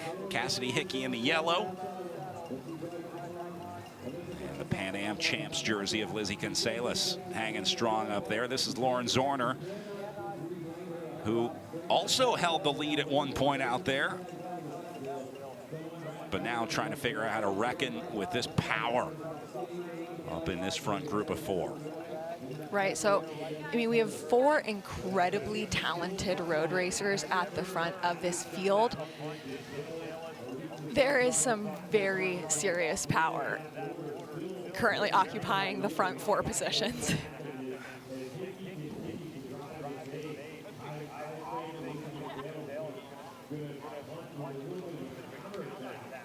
Out of the saddle, driving the pace from Cassidy Hickey up and over that tunnel, one of 3 tunnels on course. As if one wasn't enough. No.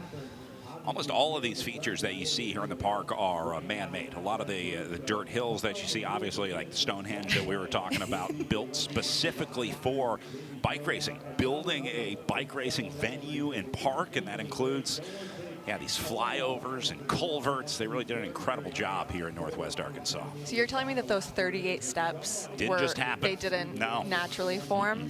It's crazy. They also built a rock garden back there. I know you have ridden that in mountain bike racing. They did not use that on the cyclocross course, but also see if they had, that might have been enough to get me out there today. That makes things interesting, that's for sure. An impressive feat of engineering.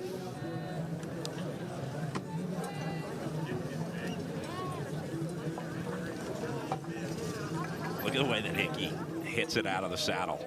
Like, whenever she feels that there might be a chance that Gonzalez is going to come up behind her, she's now identified those parts on the course. The other thing I'm looking at here are where the shadows are. I know a lot of times riders kind of look for those shadows to get a feel for who's coming up behind you. There are better places to defend on the course. If you see the shadow casting in front of you, obviously that gives you a little precursor to what's happening behind you without having to turn your head. Yeah, and you can definitely learn to sense it. You can kind of feel almost like an energetic shift. Sometimes you actually can hear like someone physically shifting. That's a good indicator. So every now and then you can have the element of surprise, but a lot of times you can kind of feel that change happening when an attack is brewing. Back up the stairs. Not going to be nearly as eventful as some of the past laps here. Looked like Alyssa Sarkisov thought about maybe going by and then was like, you know what? I'm actually in a really great place in 3rd right now. So we get to see those difference in lines between Hickey and Gonzalez. Cassidy Hickey and Catherine Sarkisov have both been to my cyclocross camps, so it's cool seeing some of their skills on display. I'm like, yeah, that looks good. I'm proud of you. I'm really proud of you. But one thing's for sure, on that run-up section, there is no question that dismounting and running earlier is the fastest way to do it. I'm not sure why the other riders are even still riding. Easier to observe with, 10 cameras around the course and watching in HD on a TV screen. I'm sure it looks a lot different out there on the bike, but... and it's our only job to pay attention to what they are doing. That would be a good piece of information for someone to pass to them. Like, you got to run this. Do not ride it anymore. It's faster to run it. And you could see actually Lauren Zorner on the previous lap followed Hickey into it and did use her line. So she's making real-time adjustments, but unfortunately seems to have been pretty properly dispatched from this front group now.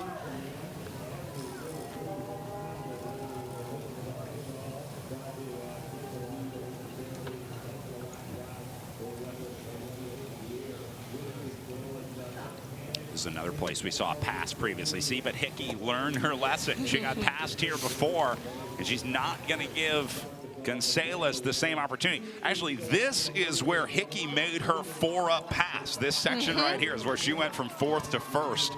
So she is well aware of the damage that can be done in the approach to this section.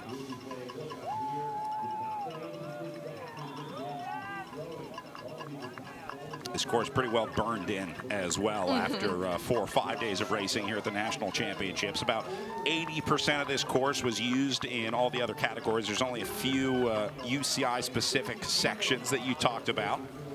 But for the most part, with these berms and ups and downs, there's definitely a faster burned-in line on a lot of those. Yeah, and we're actually getting to the point, and have been at the point, where the course is so well burned in that it actually starts to become slippery again. So you can see it a little bit here, just at the bottom of our screen, where this off-camber, the dirt has started to get rubbed away, and it's just rock beneath. So this section is actually getting more technical as time goes on. Gonzalez moves to the front now, before they get to the top of that section. And not only going to move to the front, going to open up some time here for Lizzie Gonzalez.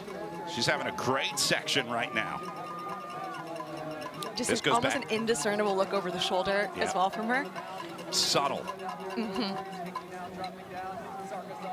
You can really see the difference in strengths on display here. Clearly, Gonzalez, better bike handler, has just a little bit more ability on the technical off-camber sections, whereas Cassidy Hickey can blow her doors off if it comes down to a watt-to-watt matchup here. So, wondering if Gonzalez may be realizing that she's got to push a little harder on these technical sections to get rid of Cassidy Hickey, who seems to be her biggest problem today.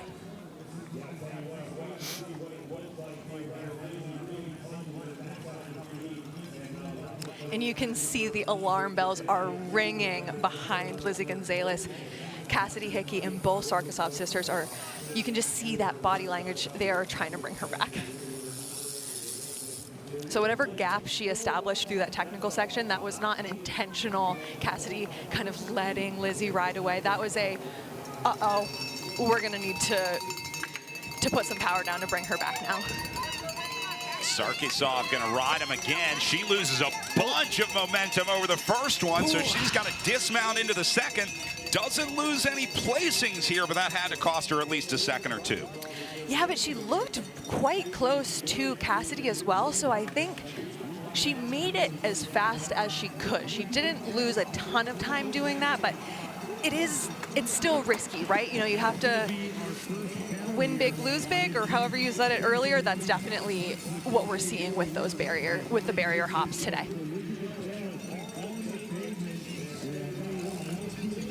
Little pass on the pavement here, as now it's going to be Sarkisov going past Hickey. Yeah, Sarkisov is like, look, Cassidy, if you're not going to close this gap, I will, because we cannot let Lizzie Gonzalez go. That's going to be the end of our chance at a gold medal here.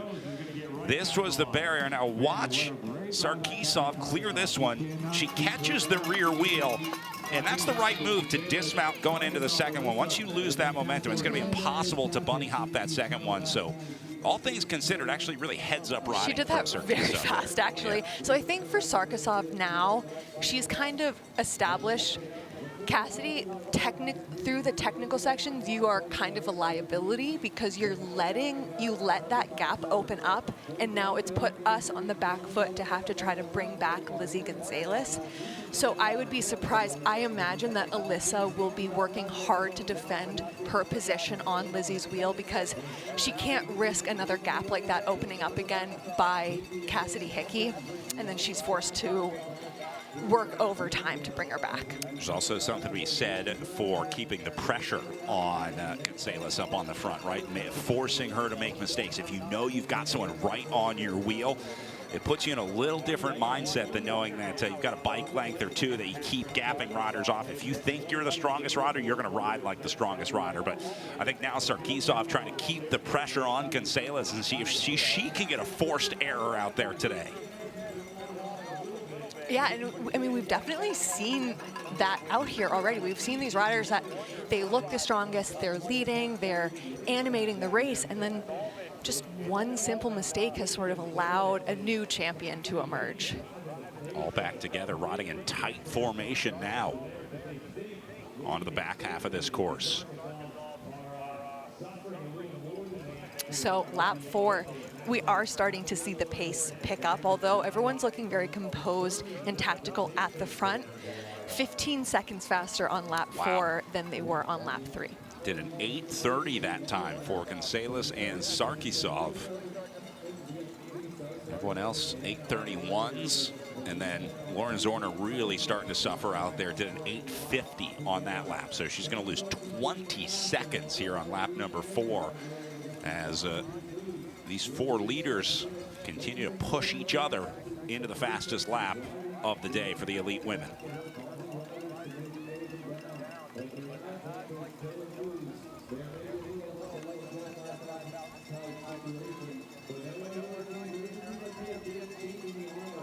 Sarkisov staying right on the wheel here. Yeah, I think now she has decided her place in this race is on Lizzie Gonzalez's wheel.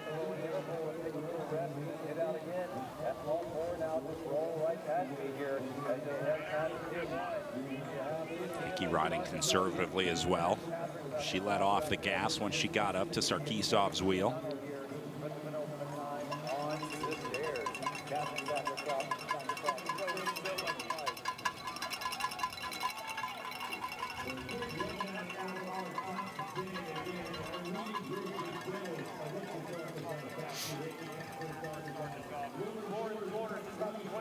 Gonzalez left the door open a little bit on the inside there. Sarkisov didn't fall for it. Out of the tunnel.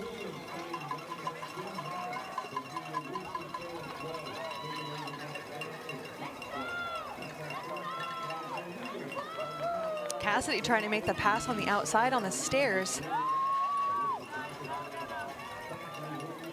Heard a couple riders in yesterday's interviews talk about how that right line, it's a little bit longer when you go wider, but they were saying the steps just are a little more smooth. The rhythm of the steps is just a little bit better.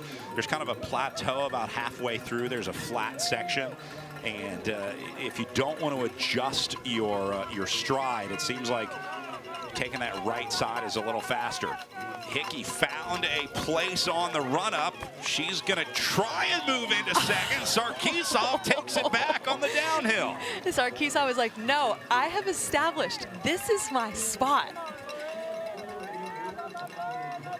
Oh, so we have arrived at the point in the race where they're not casually allowing another rider to move ahead. We have reached the point where things are starting to get very, very defensive. You see the lead here, but watch Sarkisov take the inside line. Yeah, well done. Great bike handling from Alyssa.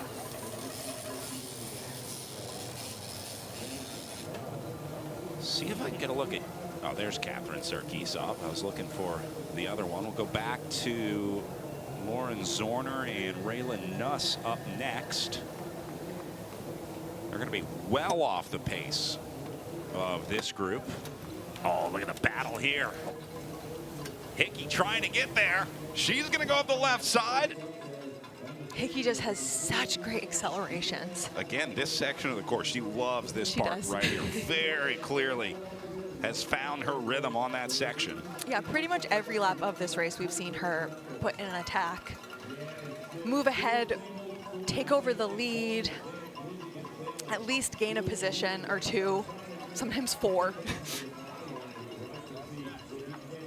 So interesting body language from Alyssa Sarkisov. She's so far seemed very confident and composed. She's dropping her head a lot. That can sometimes be a tell that a rider is feeling a little overextended. Sometimes it's just a thing to do. So there's no way to tell if she's maybe acting a little bit or if she's actually starting to feel a little bit of pressure. Onto this decisive off camber. Sayla's going to stay high. We'll see if Sarkisov picks up any space going low here.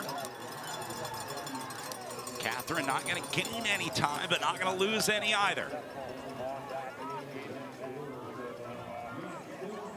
Ooh, trying a different line. That's interesting. So that was Catherine Sarkisov. So That was a line that we saw from Kira Mullins yesterday that was actually really successful. She went low on both of those lines, kind of the corkscrew section here. Gap opening up right now for Gonzalez. Something happened on the way down here as now Gonzalez putting a big gap into Cassidy Hickey. They are all struggling. I think this was just a power move by Lizzie Gonzalez on the front because all three of these riders are putting every watt they have into trying to bring this back. Again, so this is where she had a gap after the last lap as well. So it looks like she's just feeling super confident in that section. If for some reason this race comes back together again, everyone's going to need to take a note that Lizzie Gonzalez cannot be allowed to get away again through those twisty, turny up downs. You say if this race comes back together. I say when this race comes back together, the way things have been going today.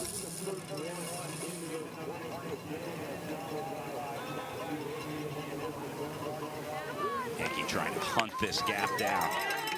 Let's see if Sarkisov rides it again over the barriers. First two gonna dismount. And she will ride it clean this time. Oh, and she is going so fast up that hill. Watch out, Cassidy. Well, that speaks to the advantage of riding it, but meanwhile, Lizzie Gonzalez opening up more time here as the cracks start to form in the rest of the group.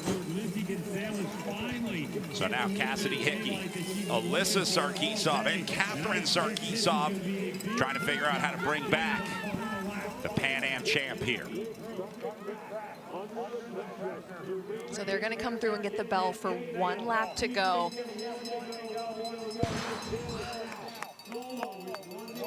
Four racers, 3 spots, 1 jersey. Hickey gonna give up both spots to the Sarkisov sisters. I think Cassidy Hickey might be running a little low on gas right now. She's tapping the fuel gauge, wondering where the next station is.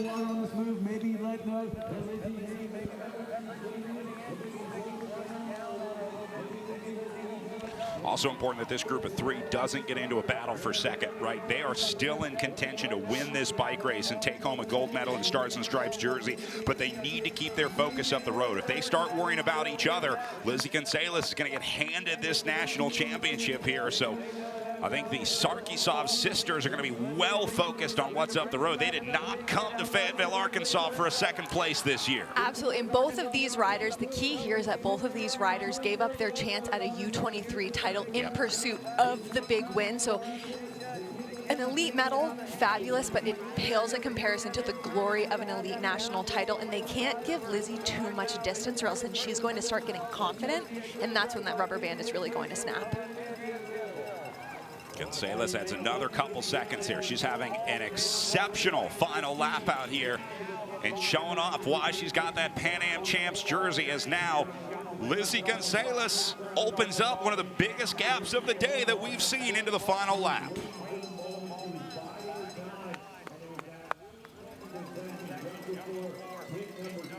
It's going to take a pretty remarkable effort from this group, but there are 3 riders who can work together to bring Lizzie Gonzalez back, but it's going to take some unity that I'm not sure if we're going to find between Cassidy Hickey and the Sarkisov sisters.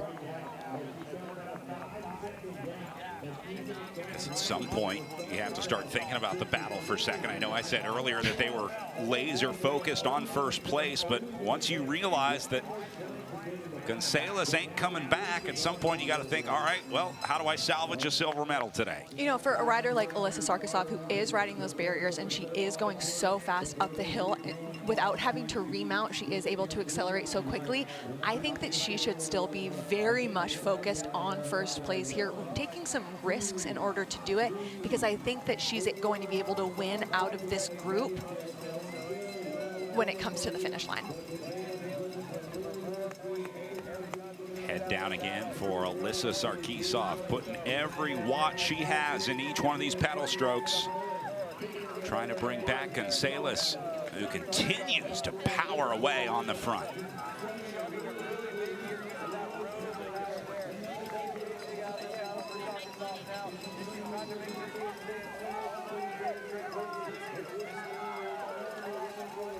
Great shot from the drone up above. Really gives you a good idea of what that gap looks like for these riders. And the fact that it's not trending backwards right now, that gap's not getting any smaller. They're going to run out of real estate for the gold medal today. Very quickly. This is one of the last sections that they're really going to be able to make up much time.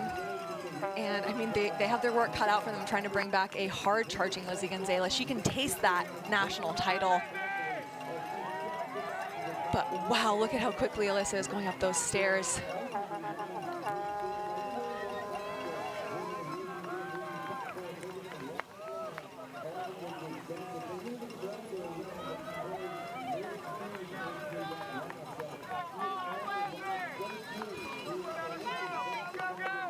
Looks like Lizzie, just based on body language, just looked much faster up that run up than Alyssa Sarkisov and Kat Sarkisov. About half a lap to go.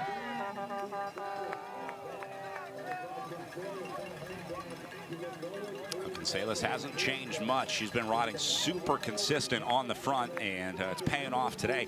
Now starting to see some separation back in the battle for second. Looks like Alyssa Sarkisov moving away a little bit here.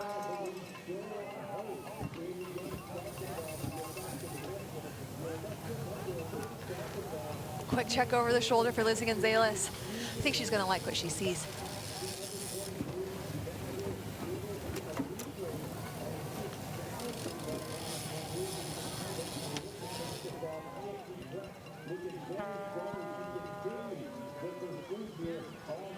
Battle for second continuing to fall apart. The race-winning gap, but they're not giving up yet. You can do this. You got it.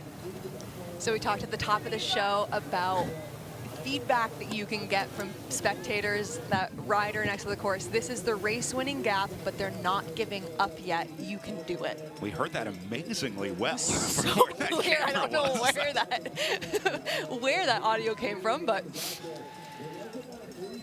I'm glad he didn't say anything weird that shouldn't be on air. Hickey suffering a little bit at the back now. Man, what an incredible ride for Cassidy Hickey in the first half of this race. Really put on a show out there. Aggressive riding, taking risks. Made that big 4-to-1 pass.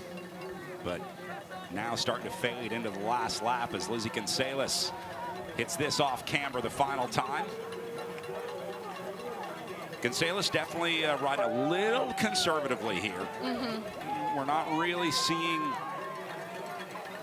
the fast efforts that she was doing when she had 3 riders on her wheel, as she should here. There's no reason to risk a second or 2 here to lose 6 or 7.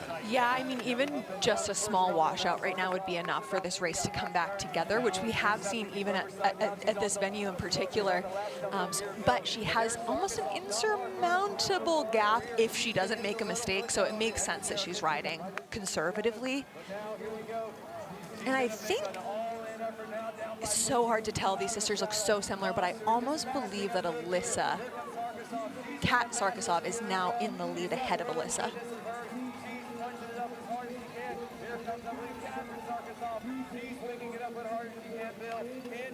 Gap coming back a little bit now.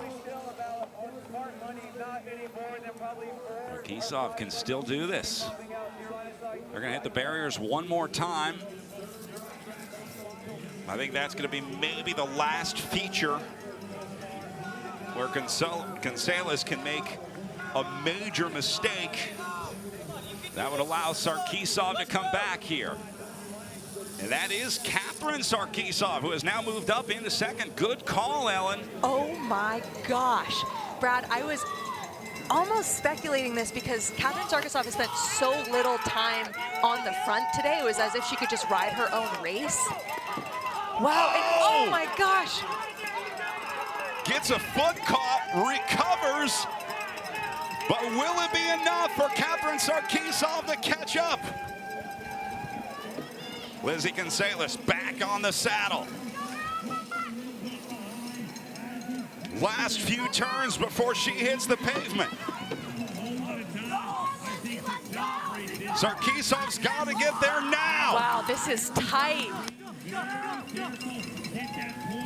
Onto the pavement for Gonzalez. Here comes Sarkisov. Gonzalez will start the sprint, and it will be enough to hold on for a national championship. Lizzie Gonzalez will wear stars and stripes in 2026. What a ride for Catherine Sarkisov into second. Alyssa Sarkisov will go third. And Cassidy Hickey takes fourth in an incredible battle in the elite women's race today.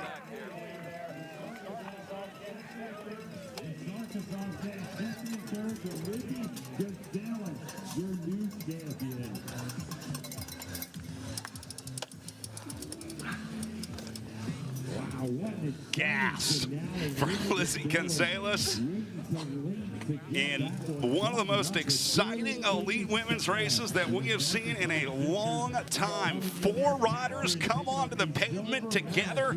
The fact that none of them got dropped out of that front group speaks to the talent level at the top of this elite women's race. And the other thing to point out, Ellen, these are all young riders. There is a lot of talent development still to come, and that is pretty exciting for American bike racing. Incredible, incredible racing today. I mean, that last lap from Catherine Sarkisov, talk about a surprise.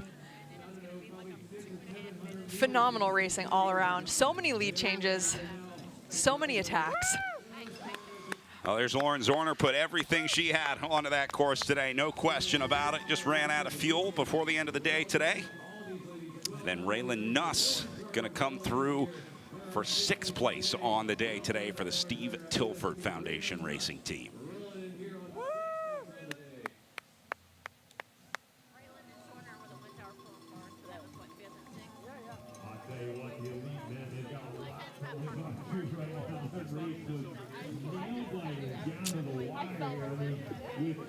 An emotional finish for Sarkisov. Once you can taste that front of the race and the top step, makes it that much harder to accept that silver medal.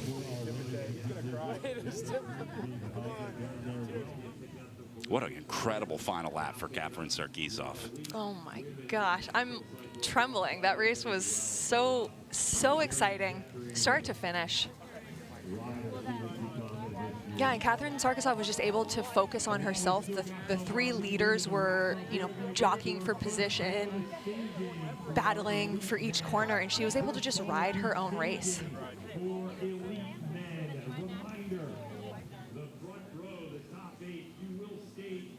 The rest of your riders rolling through. I think this should be Amelia Shea, the feedback sports rider.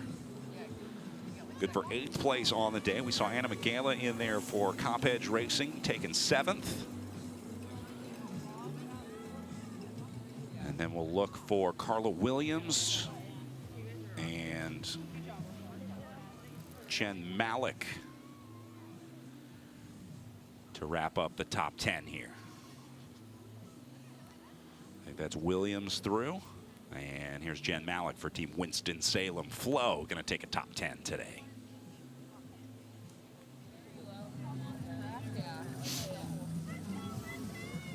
Thanks guys for the race. That was fun. It was fun. That was really good.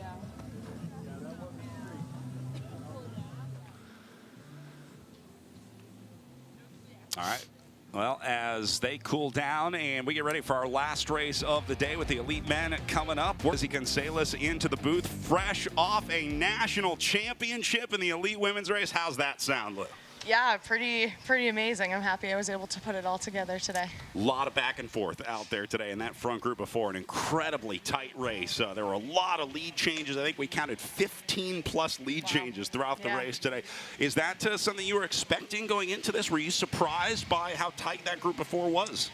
You know, I really tried my best to not have expectations on what I thought the race was going to be. I had my plan, and I was going to do my best to be able to execute it to my best ability, and whoever was there with me, I would just figure out how to win. I feel like if you go in expecting to go off the front or expecting to be with a certain person and things don't work out the way you were hoping, then you can kind of get off of your feet a little bit and lose a bit of control. So I made sure to just remain present and just see how it was going to play out.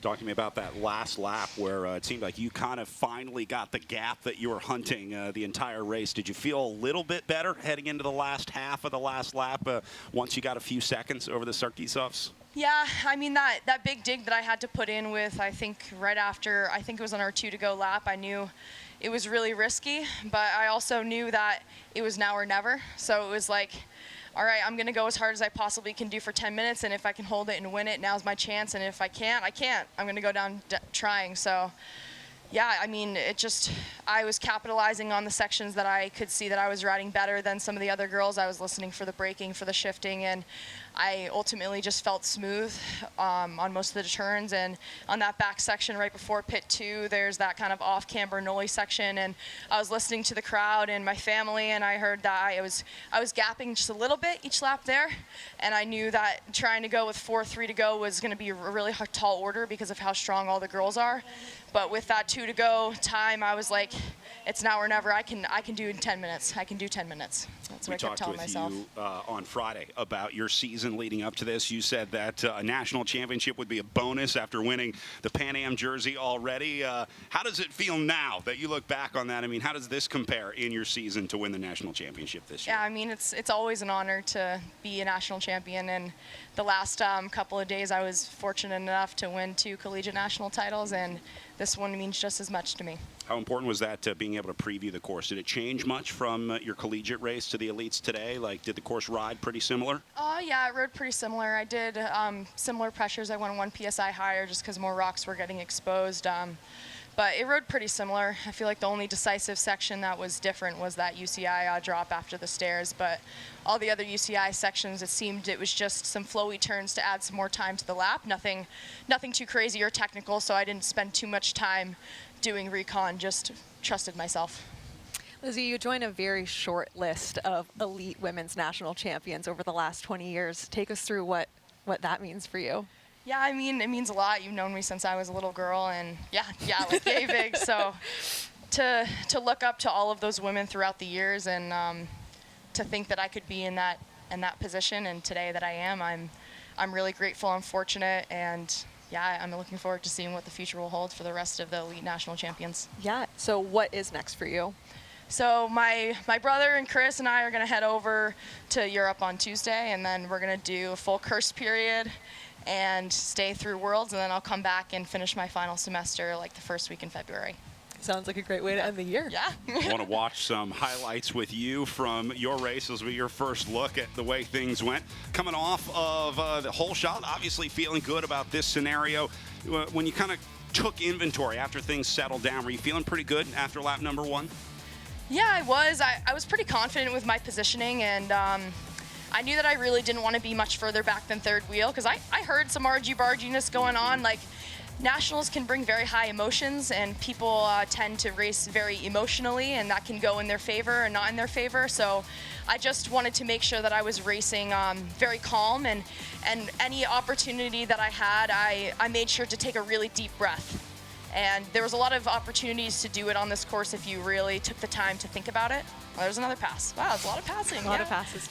You don't think about it when it's in the moment. You're really just trying to do your best to be able to figure out how to win the race. I didn't really think about all of the passing that was going on. I was just maintaining position.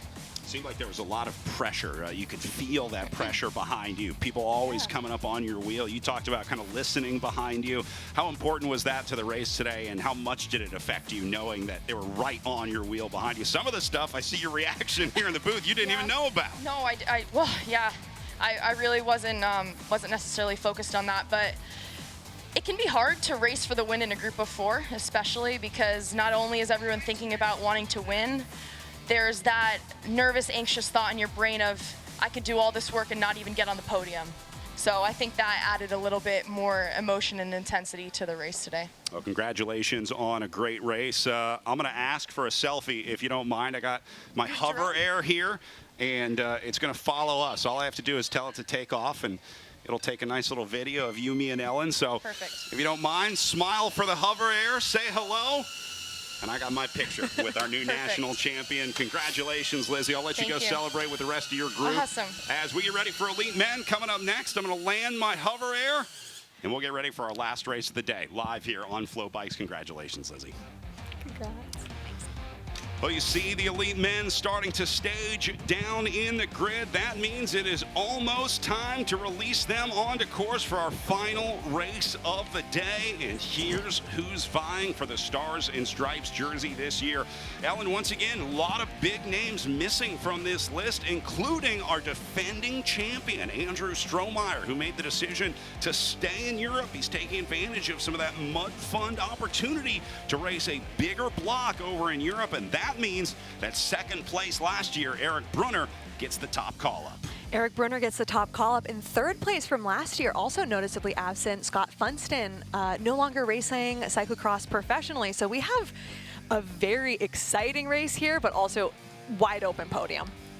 You see a little further down some new names coming up into this elite category. Maybe U23 is deciding to race the elites or aging out of the U23s and being forced to race at the highest level here. So we'll see if some of these second and third level starters can make their way up to the front. You see some familiar names, like how about Todd Wells down there at a racing age of 51 years old, going to be racing in the elite men's race. So great to see a name like Todd Wells back out there. Oh, so that is going to be fun. We're on Todd watch. Yeah, before we get back into this year's race, I want to go back to Louisville last year one more time to talk about how that race played out. Again, a very different scenario. You see Eric Brunner in the Pan Am Champs jersey, but it was these two guys that really gave him a good run for his money, with Scott Funston and Andrew Strohmeyer, two riders that Brunner won't have to worry about today.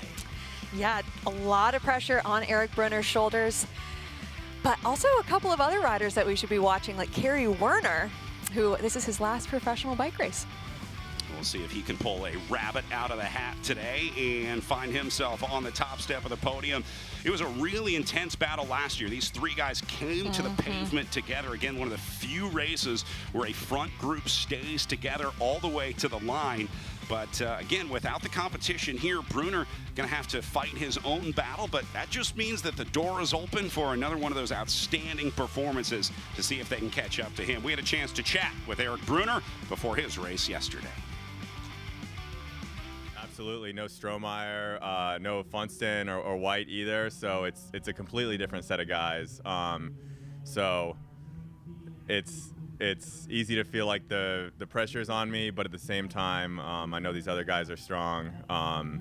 But without Strohmeyer here, he was my big rival this whole season. It's great to see him doing good rides over in Europe. So it's too bad to not have him here, but I'm excited nonetheless. It looks honestly about as different as it could have been from the World Cup. The World Cup was really wide open, flowy, big climb in it. And I would say this course, by comparison, is much narrower, more turns, a lot of really tricky turns that seem to try to set you up to make a mistake. And that seemed like the story of the collegiate races yesterday, where it was just about not crashing, not flatting. And so I think it's going to be a little bit tighter racing and more just about being patient and careful. Got to be patient and careful. Couldn't have said it better myself today, as Eric Brunner starts to shed the jacket on the front row and gets ready to do battle with the rest of his opponents, including his Comp Edge Racing teammate. You see Dylan Zakracek there in the light blue and white jersey of Comp Edge Racing right next to Brunner. I don't know if these teammates are going to have much time to enjoy each other's company today. It is all business for these guys. Absolutely. Brunner gets the first call-up. You see Jules Van Kempen right next to him in the Winston-Salem Flow Kit. Second call-up and second highest ranking out of this group. Looks like they're lining up almost in numerical order because there's Kerry Warner, third in the call-ups for the Velo Mafia Racing presented by Bike Flight's team. Kerry's going to put on a great show today. I can already tell the way that he is preparing for things out there. Next to him is going to be Brody McDonald, the Milligan University representative, finding his way to the front row. Brody, another rider with a diverse background, going to be putting on a show out there today. And then we go over to the man wearing number 109, Nate Knowles, for the Proterra Racing team. Going to give it a go today as well. Gentlemen, watch the lights. Watch the lights. We'll also take a look at Ben Frederick and Ivan Sippy getting a front row call up. And now inside 30 seconds. Watching the lights for the start. They are underway. Our final race of the weekend, off and rolling here in Fayetteville. Elite men on course. Looks like Dylan Zakrajcek going to take the whole shot here. And Eric Brunner quite a ways back. Not a great start for Brunner here. He's going to have to pick his way back up through here.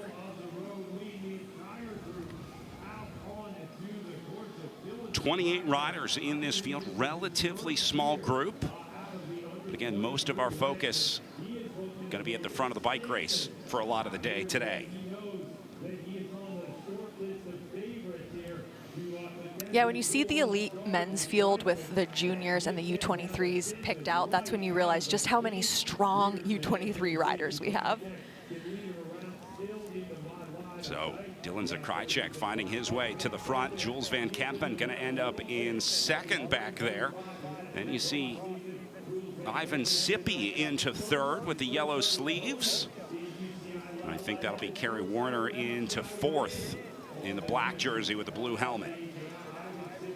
Little bit of a surprise the way that this shook out after the whole shot. Eric Brunner definitely did not get the start that he wanted, so the pre-race favorite headed into this one might be in a little bit of trouble early on here. So those long shadows being cast as well, just past 3:30 local time here.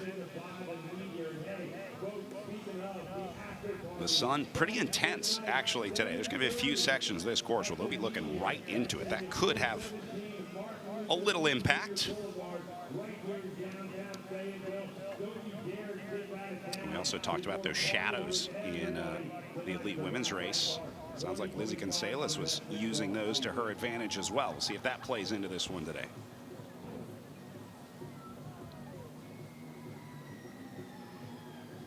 Yeah, tough choice with the lenses, Brad, given the sun, because there are times that they're going to be looking right into the sun, but this section is completely in the shade. So if you have dark lenses,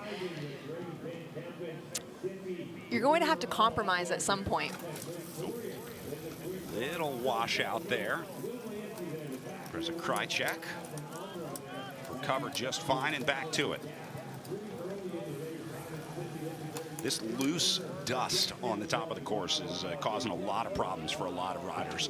It's almost like riding on snow or ice in the sense that if you put too much power into your rear wheel while you're on a turn, you are going to lose that grip underneath you.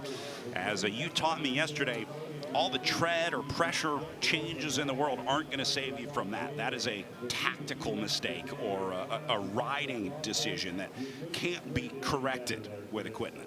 Yeah, and the key difference between ice and snow in terms of slipperiness is that with ice, snow, mud, etc., you know that it's going to be slippery, so you'll keep that in mind. With dirt like this, you can sometimes be lulled into a false sense of security only to suddenly realize, wow, it got really, really slippery here all of a sudden.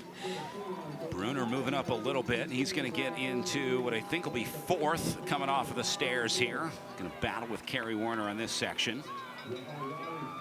He'll pass Sippy across the bottom. He's going to have the inside line as they get to the top, so I think that's going to put Brunner back into third here.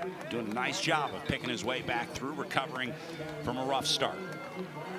Yeah, and so the elite men's race is the only event this week that we'll see competing for 60 minutes. And it might not seem like that much time. 10 minutes isn't really that long, but in terms of a race, that can be 1 or 2 extra laps. And it feels very long, so it does allow for more room to move up. So for a rider like Eric Brunner, I don't think that the alarm bells were necessarily ringing in the first half of this first lap just because he wasn't in the lead. Oh, here he comes. Brunner going to go into second. He'll get right past Jules Van Kempen here, and now all he's got to do is get through his teammate, Dylan Zakrychek. Yeah, I think Eric was willing to be patient, but if you see riders beginning to make mistakes ahead of you, just as we saw with Jules Van Kempen, Eric is like, I'm sorry, I am not willing to risk you crashing me out, hitting a post. And maybe what I said about patience was, was ill-informed. Well, I think you got to take the opportunities when you have them. Brunner realizes that this may be the easiest chance that he gets to get to the front of the bike race, and he's going to see if he can stay there all day. So we go further back, Van Kempen, Sippy. Werner. And then I think that's going to be Brody McDonald behind him in the Milligan kit. Yeah, so this is... I think Austin Beard is moving up as well. I see another CMU jersey making its way up to the front. Yeah, so no surprise to see Eric Brunner going to the front here because they're going into that tricky section that Lizzie Gonzalez spoke about quite a bit in her race. This was decisive in pretty much every race we've seen so far this week. So Eric Brunner, and then you can see for good reason wanted to lead because there's just a lot of congestion happening here, a lot of room for mistakes. He does not want to risk getting stuck behind someone and then having to work overtime to catch back up. I think this is Ben Frederick here. It is. Oh, washout from Brunner. Gave a little room for his teammate Zakrychek to be able to just bring back another bike length on him.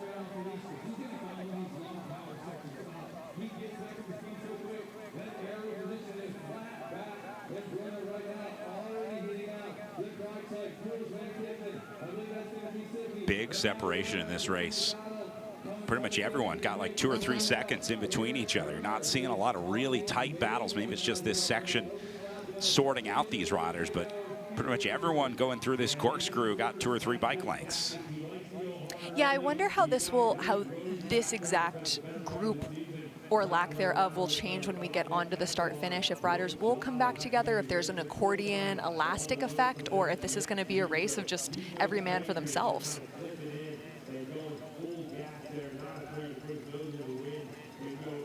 Ben Frederick trying to close that gap. He's almost there. This is Jam Fund racer Pat Frank just at the edge of our screen. Oh, and I think that would be Kerry Werner hopping the barriers. That would make sense. Big battle coming over the top of the barriers. A lot of guys out of the saddle and pushing here.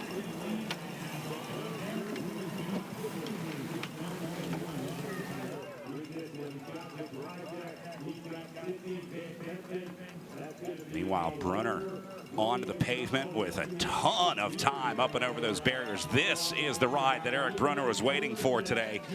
As we'll watch the rest of the guys roll in here and take inventory of the rest of the top 5. They're going to link up here. There's going to be 1, 2, 3, 4, 5, and 6 all together coming off the pavement after lap number 1.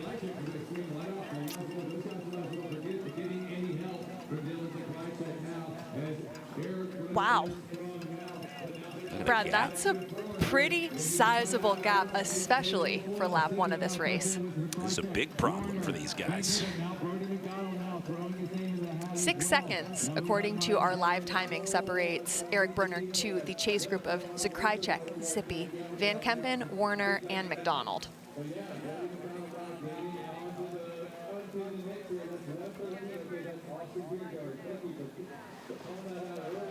And now Eric Brunner can kind of settle in a little bit, ride his own race here.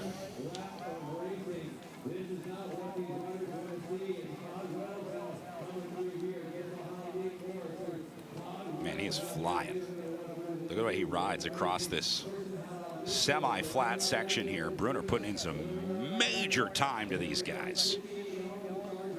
Yeah, I mean, this could not be better for a rider like Eric Brunner. I think this is exactly what he wants. When things start to get a little bit argy-bargy, I think that's when Eric Brunner begins to struggle a little bit. So the ability to be able to go solo, thin out the pack, this is really playing very, very directly into Eric Brunner's hands.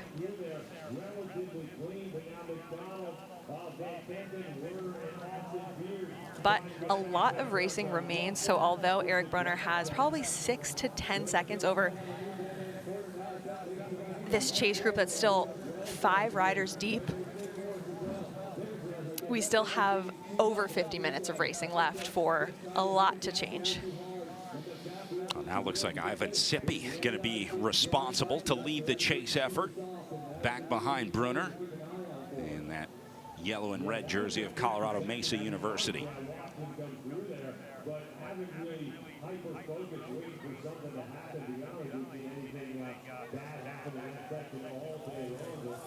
Man, Brunner is flying. And this is just pure fitness right here. This is a rider who has built the engine. He's got the high-end speed. This is not bike handling or experience or anything like that. This is just a super fit, super fast bike racer. Yeah, this current outcome of the race isn't challenging Eric's technical ability or his experience of strategy. He's able to just go out and just put the power down, and he is one of, if not the strongest riders here. He has great technique. He does well in certain adverse conditions. But more than anything else, he is just incredibly strong.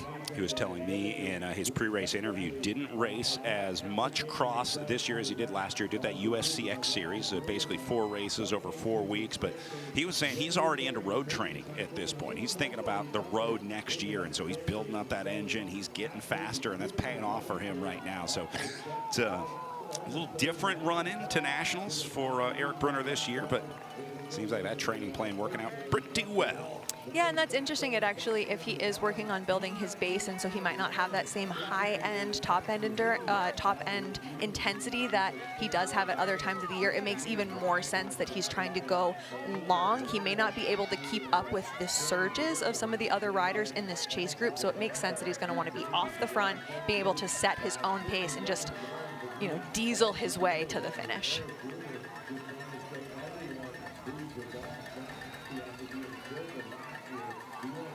You notice he's still riding out of the saddle in these power sections. He doesn't need the time, certainly, but you got to take every chance that you get. So he is still applying a lot of power to these open sections, even with a 6 or 7 second gap heading into this.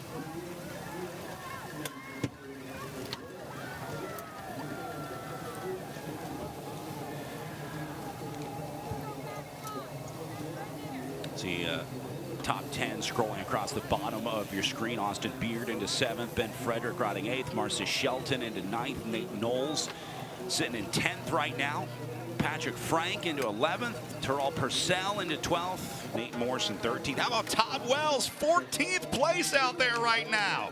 Todd Watch, 14th place with 45 minutes left. I mean, when you're 51 years old, I feel like you just keep getting better as the race goes on. And when you're a legend like Todd Wells, I cannot wait to see how far up this field he's able to move. This is what I call Pac-Man, when you're just munching all the way through. Todd Wells, a 3-time elite national champion, going all the way back to 2001 for his first national championship. He also got one in 2005 and 2010. So that gives you an idea of what Todd Wells' career has been like. Just for perspective, so 2000, what were his national? 2001, 2005, and 2010. So somewhere between 2005 and 2010 national titles is when Alyssa Sarkisov was born. There you go. We also saw the next generation of Wells kids out there racing this week. So the Wells name is still going strong in cyclocross.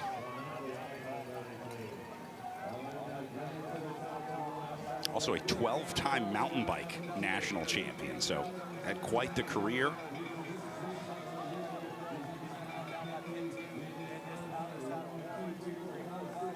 A chance to see my old friend Tim Johnson earlier this week. Todd was part of the era of cyclocross. They really got me hyped on this discipline of the sport with Jeremy Powers and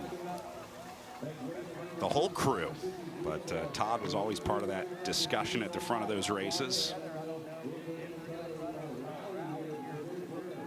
Todd was a little, just the slightest bit before my time racing, but I do remember he was a prominent poster in my high school boyfriend's room, was the Todd Wells signed poster. It was like his most prized possession. Well, meanwhile, back to the front, Eric Brunner building on what was a 6-second gap. I'm going to venture to say this one's probably a little bigger than 6 when we get a time check at the top of the hill here after the barriers. That's 6 right there. Sippy going to jump the barriers. Nice ride for him. There's been some big separation back here in this chase group for second. Remember, when they started this lap, it was 4 riders all together. No longer the case. Back in the battle for second, third, fourth, and fifth.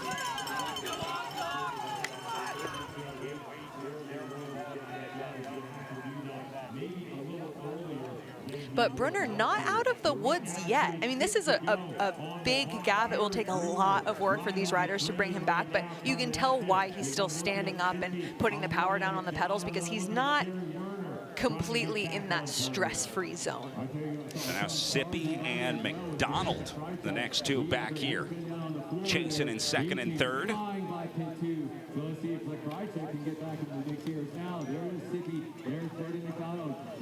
Only 10 seconds. Not bad, all things considered. Yeah. And now the rest of these guys, every man for themselves out here right now. CMU rider reaching for the leg or the bottom of the shorts. Not sure what the deal is there. And then looks like Nate Knowles going to try and hang on to the back of this group with a big gap behind him.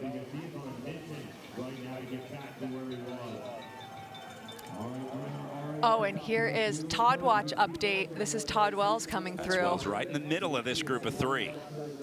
With Jam Fundraiser Pat Frank on his wheel. Pat, that's a good wheel to follow. Just stay with Todd. He'll bring you to the promised land. Keep an eye on the rest of the riders coming through the line here. If you're looking for any of your riders into 11th, 12th, 13th, and 14th on course here coming across the line. As Eric Brunner now gets his own camera. He's that far ahead. We need a Brunner camera, but we also need a Todd Wells camera. And maybe eventually those cameras will converge.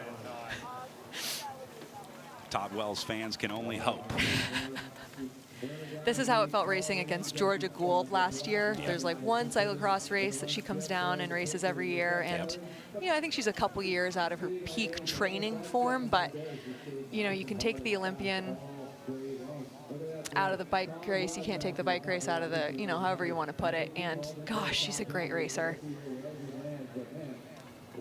She was also part of that golden era battling with Katie Compton for so many races. But now we're seeing a new golden era of talent in American cyclocross, with the names that we're sending to Europe staying there for longer, getting better results each year. Brunner is going to be done for the year with cross after this. He won't make the journey over to Europe after this. He's going to fully shift his focus to the road season here. So this will be his final cyclocross race of the season.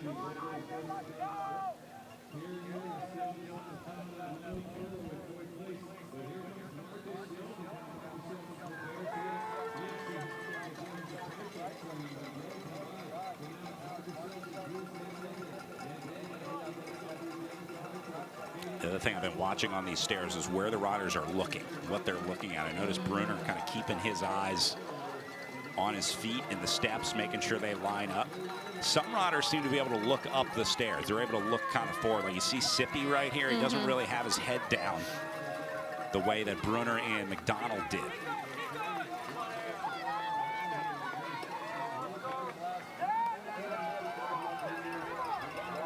You know, Brad, the interesting thing here is these two riders are totally locked in, and I believe they've had a battle similar to this in the collegiate nationals race earlier this week. But we have seen this happen in races before where a hard-charging duo are so locked in on each other that they actually bring the leader back. Almost inadvertently isn't quite the right word, but they really end up raising, consequentially, they end up raising the pace so high that they're able to bring the solo leader back. A little shoe adjustment. They turn the BOA dial. Maybe just a click or two for Brunner here. If his feet are anywhere as cold as mine, I can understand needing to tighten the shoes because your feet are probably shrinking.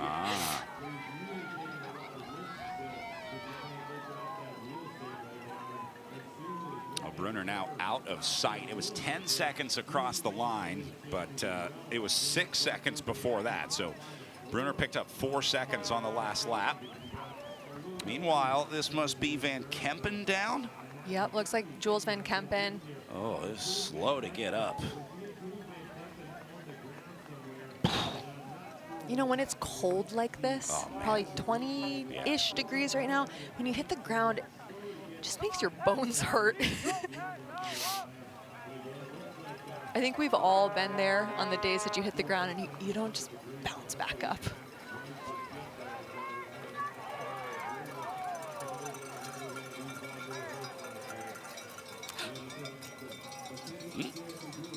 Small mistake, no problem for Eric Brunner.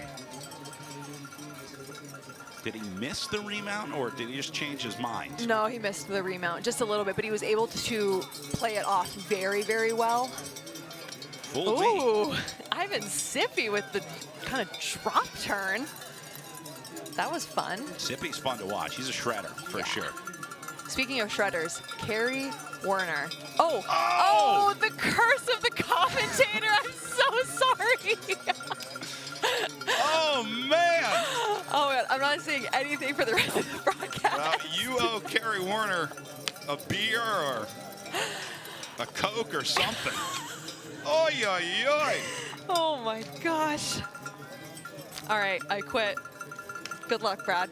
You got 45 minutes left. Well, I will say this section has claimed many, many great bike riders. It's loose, it's steep, you're on a turn already, so the front wheel is already out from underneath you.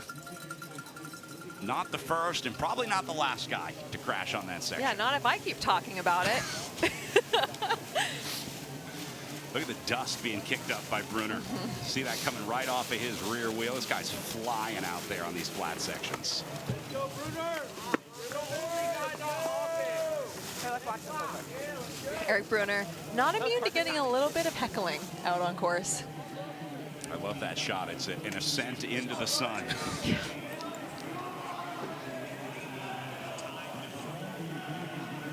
Hopefully we don't end up with an Icarus situation where he gets too close to the sun. I'll put my jinx on him now. We'll see if it's just you or if it truly is the commentators. Elite national cyclocross title, but he's got to get past the man.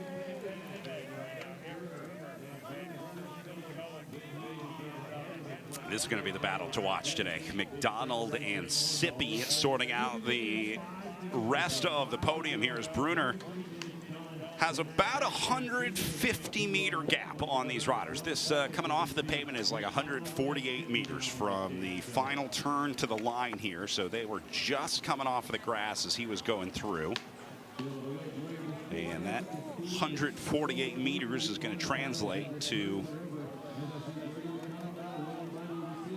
about 13 seconds back to McDonald and Sippy.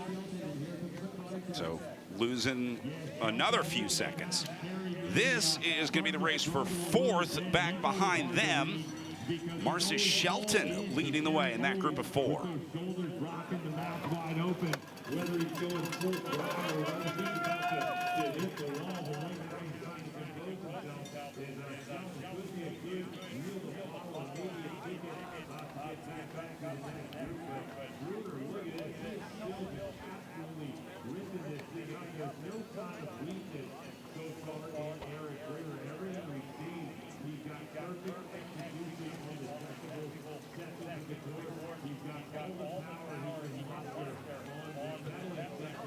Saw Austin Beard go through the line. Jules Van Kempen recovering from that crash.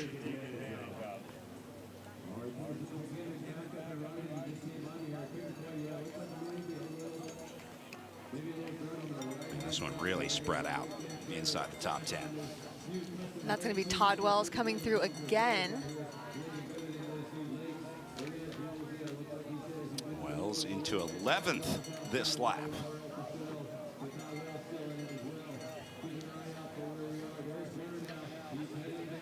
All right, so just about halfway through this one, Eric Brunner dominating on the front, and a great battle brewing for second. We're going to take one more break here, and we'll have uninterrupted live coverage for the rest of the day from the National Championships. Traditional schools weren't built for athletes like you. They box you in, slow you down, dull your dreams. But you don't play by someone else's rules. You're here to push limits, break records, Well, I cracked. and own every inch of your journey. US Performance Academy was born to fuel that fire. An online school that aligns with your ambition, respects your grind, balances your dedication to athletics and academics. This is where you learn what you're truly capable of. Let's go. US Performance Academy, official academic partner of USA Cycling. GoUSPA.org. Daydreamers, artists, and daredevils. There's a place for you, nestled in the wilds of the Ozarks. All are welcome to join this kaleidoscope of colors, atmospheres, flavors, and experiences. No matter what dream brings you, we're here to help you capture the moment or simply bask in it. There's something waiting for you in Bentonville. You have to see it.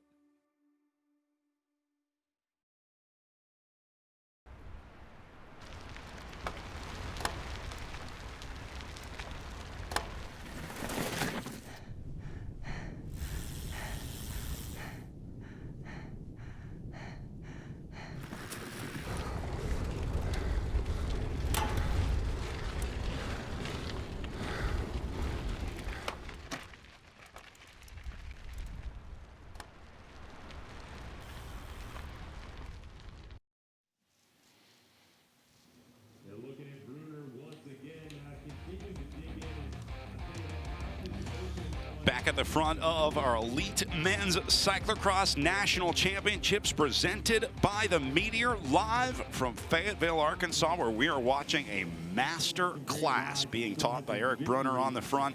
After a second place finish in Louisville, Kentucky last year in 2024, Brunner comes back with a renewed vigor here in 2025, and now all he's got to do is hold off these two, Brody McDonald and Ivan Sippy, two collegiate riders chasing down Mr. Brunner. The professor. The professor. Curtis White was the mayor, Eric Brunner the professor.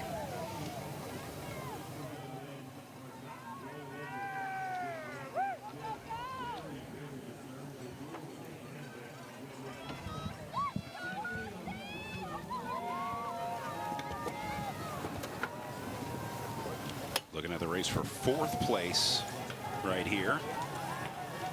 It's going to be Marcy Shelton, putting on a great show today. He's been having an awesome last couple of years of racing. Did some gravel racing with some really good results. And now bringing that power to cross here at Nationals. Yeah, Marcus is a first-year elite, if I had to guess, based on his age. He's had a lot of success throughout his junior and U23 career, raced a lot of different disciplines. He's part of one of the programs that we've talked about a lot so far this season, or so far this broadcast, of those teams with a proven track record of development, and that's Bear Cyclocross, Bear CX, Bear National Team. They have a mountain bike program, they have a cyclocross program, and I believe now they might even have a gravel program. Who doesn't these days? Right. Me. Brunner still flying on these sections of the course. Again, he's not an outstanding bike handler, but he is an outstanding bike rider. He's got incredible power. He's one of the strongest guys that you're going to see in cyclocross. So whatever he lacks in that technical ability or riding ability, he makes up for twofold with his power on these open sections.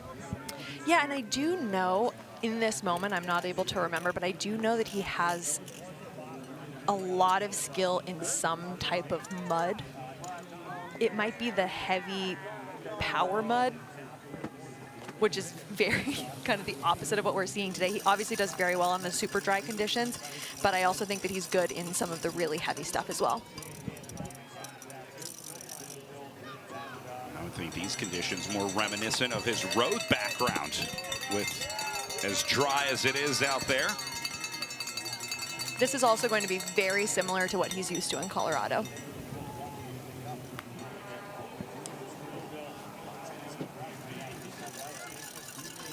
Meanwhile, these guys still working their way through. Brunner is already up and over the barriers, in the battle for 5th, 6th, 7th, and 8th is just hitting this corkscrew section right now. There's Tyrrell Purcell, last out of that group. Donovan Racing jersey. Brunner going to be back onto the pavement here. Just to give you an idea of lap times out there today, did a 7:41 on the first lap. Then he went down to a 7:33. That was where he really established his gap. Last lap was a 7:38 for Eric Brunner. So maybe letting off the gas a little bit, riding just a little bit more conservatively. And he just did another perfect 7:38. So Brunner is locked in right now. He's got this right where he wants it. This is his course. He's riding it exactly how he wants to. The fact that he can turn in 2 identical lap times tells me that he is riding this one perfectly. That is exactly what you should be doing in this scenario. Riding at your limit, but not over your limit. There's no reason to take risks. You don't need to make up a second or two. You don't need to go any faster than you were. If it ain't broke, don't fix it. And Yeah. it ain't broke for Eric Brunner right now. And he's clearly not going so hard on one lap that he's gassed for the next lap. Yeah, I think Eric Brunner has him right where he wants him.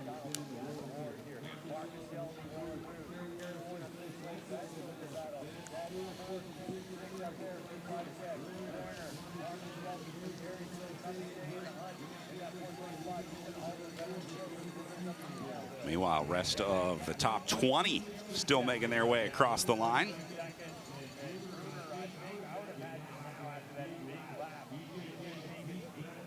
Look a little further down as we see names like Kerry Warner, Dylan Zakrajcek, Austin Beard, Jules Van Kempen still trying to hang tough. We'll get some updated times. There's Van Kempen rolling through the line right there in the Winston-Salem Flow kit, coming back from a hard crash earlier in the day. And I think that's going to be Knowles, Ben Frederick, Todd Wells, and Tyrrell Purcell all in this group. That's turning into a good one back there in a 9th, 10th, 11th, and 12th place.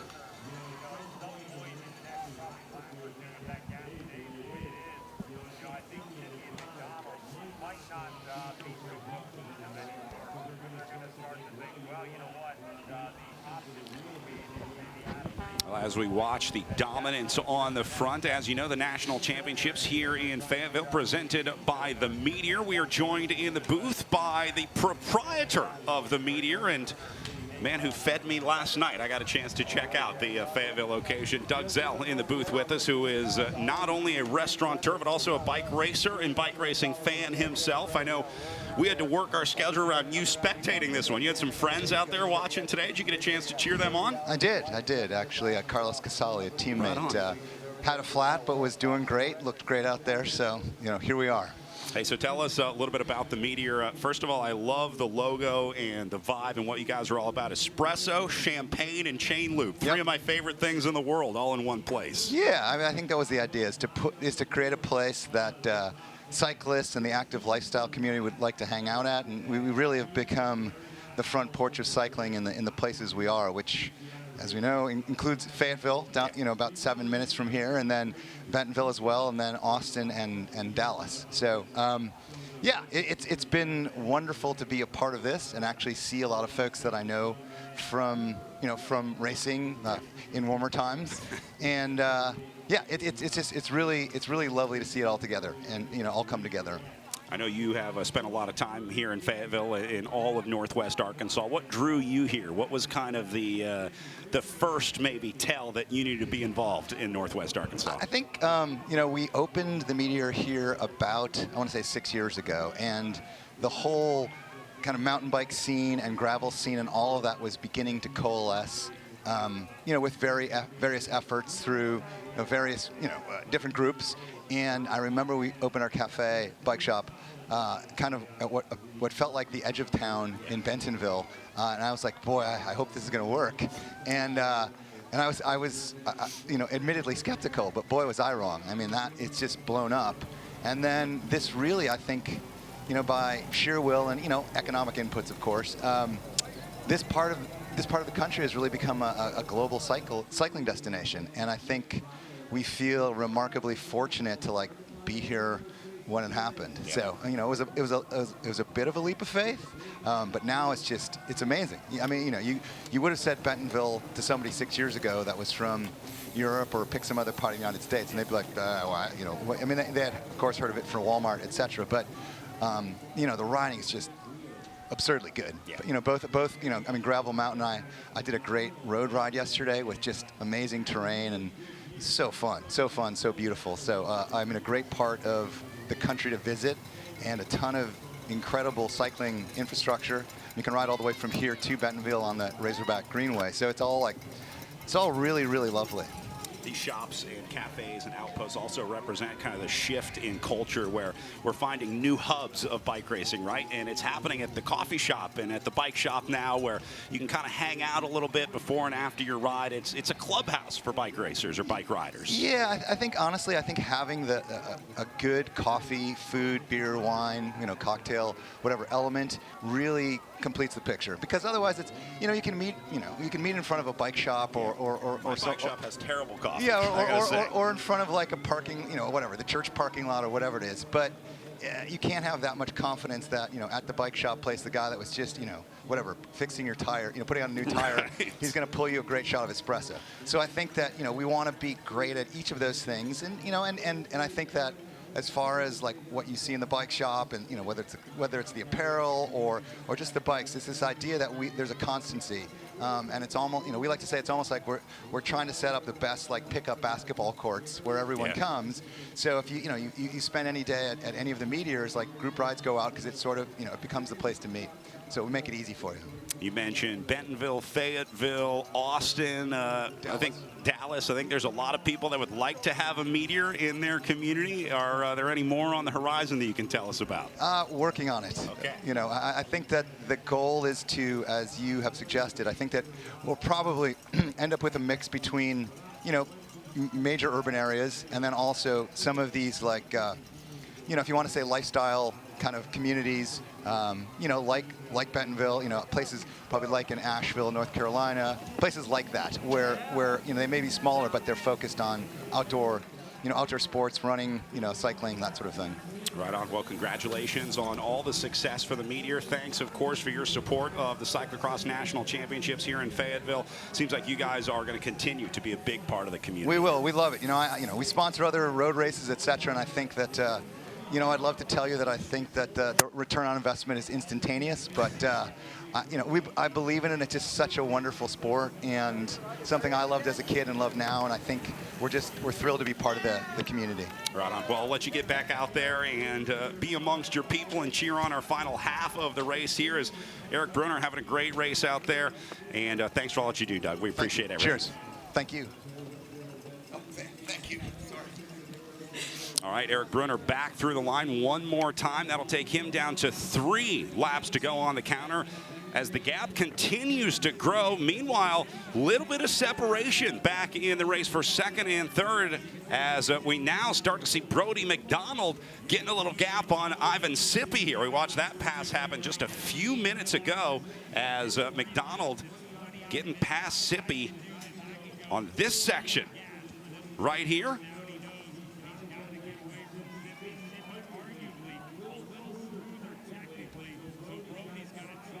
just as they went up and over that, Brody McDonald got back on the gas and made the pass that he needed to. So we got a new silver medalist on course in Brody McDonald as he opens a gap over Ivan Sippy.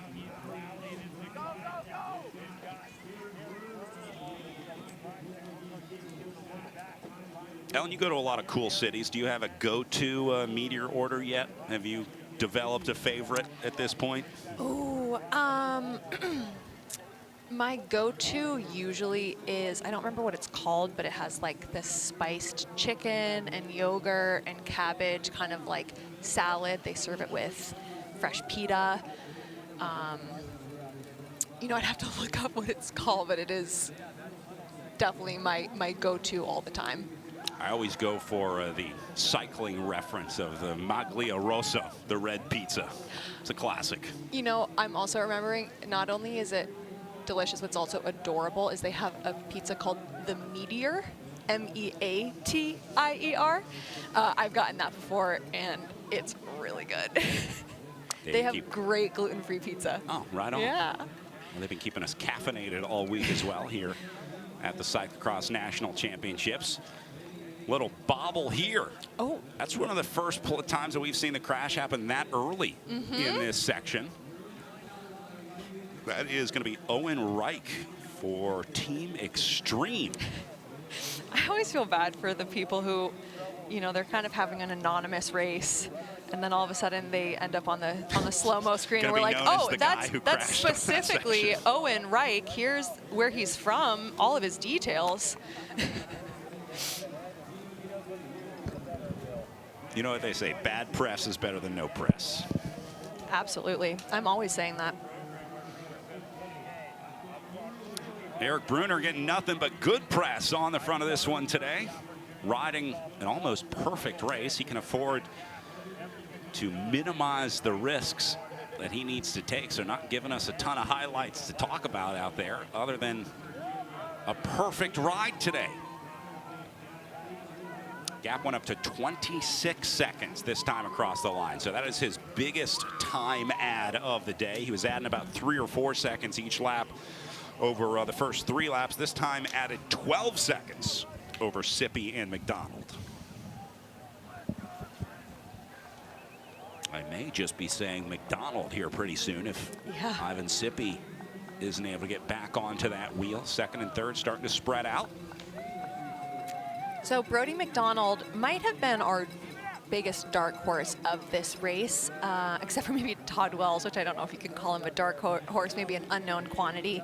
But Brody McDonald is a dark horse for us on the cyclocross side, but those who are familiar with his riding, I don't think anyone is surprised by this performance. He's a very well-established criterium and road racer. He has a lot of experience on the track. I know he's a collegiate track national champion, but I do believe that he actually got his start in cyclocross, took some time away, did a lot more smooth tire racing, but then has kind of made a reappearance in the cyclocross scene, and clearly very successful. That cyclocross background would make sense because when I think of him as a criterium racer, which I spend a lot of time watching and calling, he's one of the best bike handlers out there. He can take a corner better than anyone else. He always finds his way out of a crash somehow, no matter what he's involved in. He just has that ability to ride at another level, and I have to wonder if a lot of those skills were honed on the cyclocross bike.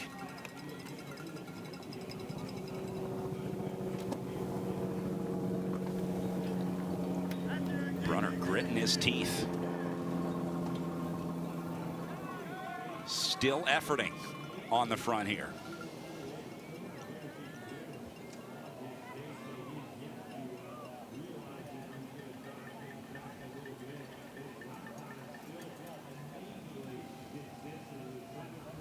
He slowed down a little bit that last lap, 7:39 this time to his 2 7:38s before that. It's incredible. Meanwhile, Brody McDonald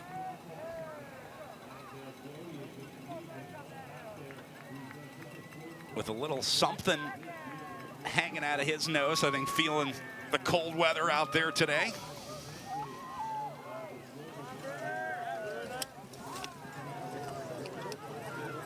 got to be so focused with this opportunity too, you know, knowing that he's got a gap on Ivan Sippy.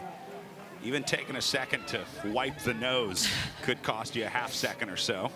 Yeah, you have to be so careful. That's how silly mistakes can turn into not even necessarily bad crashes, but crashes that are considerable enough that you lose that hard-fought advantage.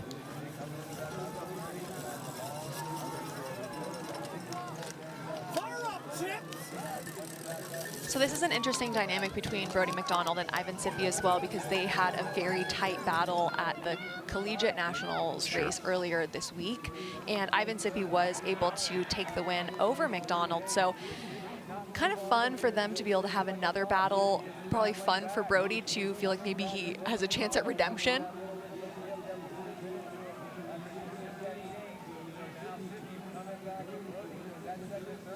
I think this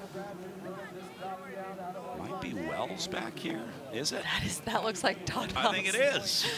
Wells watch in full effect here.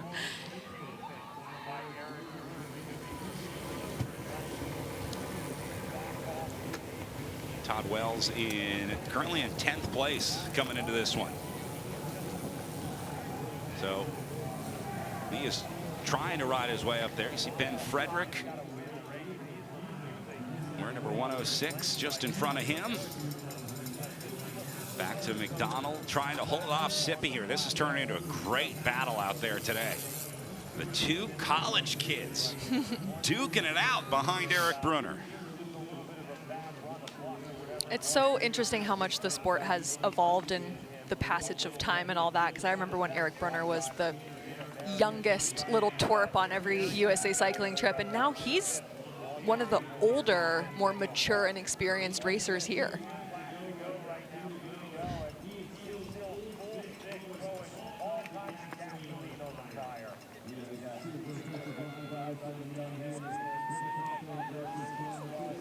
Oh, wow. So big fluctuation in Eric Brunner's pacing here after 2 consecutive 738s and a 739. He did a 741. While Sippy has caught McDonald, great ride for Ivan Sippy to come back from this one, as they will hit the reset button headed into 2 laps to go here.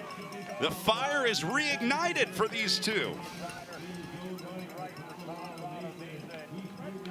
These riders said, "We heard you wanted an exciting race, and we are here to deliver."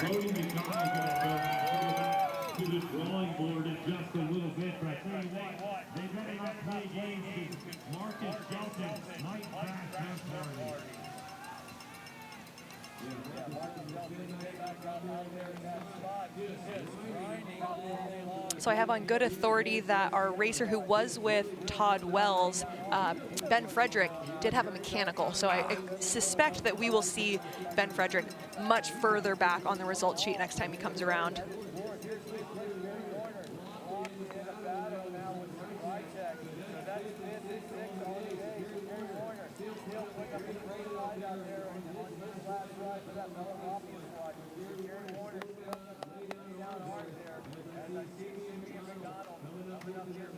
You know, I'm getting a lot of messages about Ben Frederick. People asking where their favorite bike racer is in the field.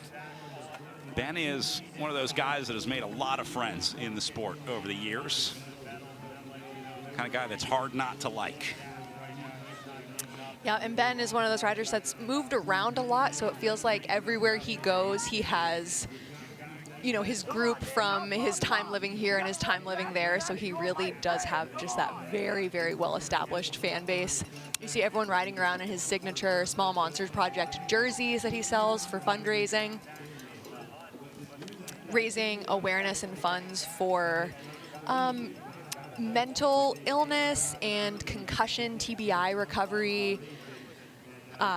Really sweet, like the idea of, you know, we're all living with our own small monsters. It's a struggle that a lot of bike racers face, not only having a TBI, but the fallout after that and the way that it affects your mental health and the way that you recover from that. It's not just a physical recovery when you have a brain injury. Yeah, it can be a lifelong thing for a lot of people. So it's cool to see, you know, riders, especially in recent years, starting to use their platform more to raise awareness about the things that matter to them.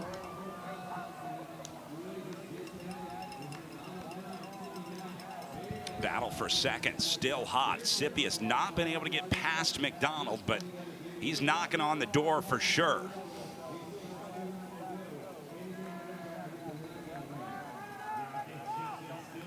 Brunner carefully treading the stairs here. Skips one step. He took one double step.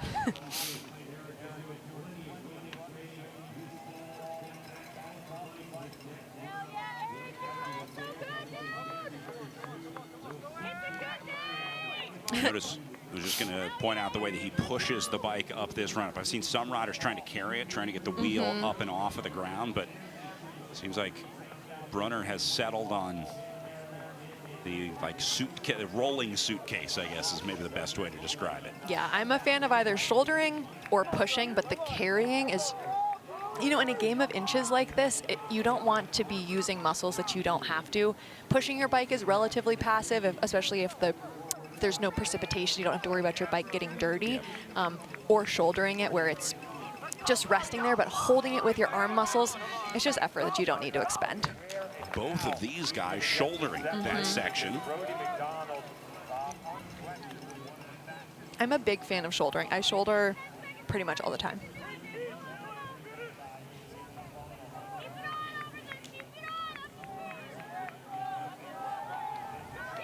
And I'm starting to think that Sippy is going to launch one attack and one attack only. He's going to put all his effort into one final move here to try to get past Brody McDonald. Just don't see him angling for the pass quite yet. Yeah. And he has time. You know, they have a pretty sizable gap over fourth place, Marcus Shelton, and then Kerry Warner even further back than that. So he can really bide his time and wait for the opportunity to lay down one blistering attack, and that's something that I think is usually very successful. People who are testing the waters and attacking a little bit here, a little bit there, can inadvertently wear themselves down.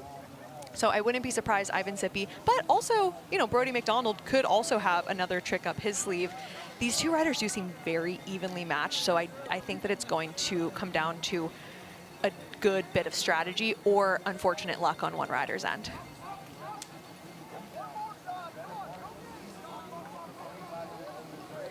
Flying through that section. These are both great bike handlers. Looking at these two collegiate riders. Certainly a strength for each of them. So 35 seconds the gap, continuing to go the right way. If your name is Eric Brunner as he's just across from you, about to drop down towards the pit again.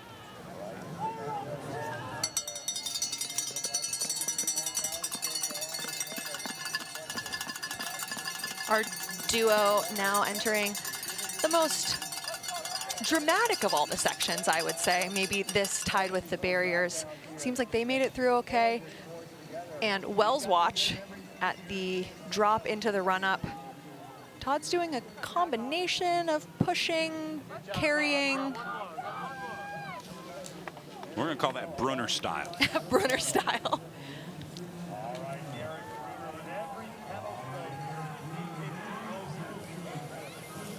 Penultimate time up and over the barriers for Eric Brunner coming up here. He has been flawless today. We've only seen a couple dabs from him. He's only had to put his foot down a couple times, hasn't had any major issues. I don't think he's like come off the bike once, aside from maybe losing a rear wheel or putting a foot down. He had that failed remount at the top of that hill, but you know, no major issues for Eric Brunner. He's run about as close to a perfect race as you can today. Yeah, he really has. A couple of small slip-ups as he was establishing that lead, but now that he's been on the front and is able to kind of determine his own pace, he's been completely flawless. Here it is. Sippy has just made the pass on Brody McDonald, so headed into the barriers for the penultimate time. Ivan Sippy going to move up into second place. After losing the wheel of McDonald, fighting to get back after a 7-second deficit. Sippy now going to ride the barriers and try to keep this momentum going. Wow. Very, very well-timed attack for Sippy. Obviously, completely deliberate. This is exactly what we talked about. He is launching a massive effort right now against Brody McDonald. It started with the pass, and it's continuing with the effort up and over the barriers here.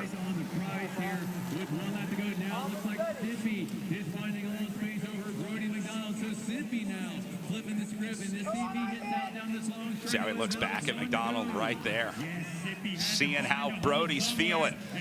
McDonald knows he's got to go now. He is all in here on the pavement, out of the saddle, using that road background to try to catch up to Ivan Sippy into the last lap of racing.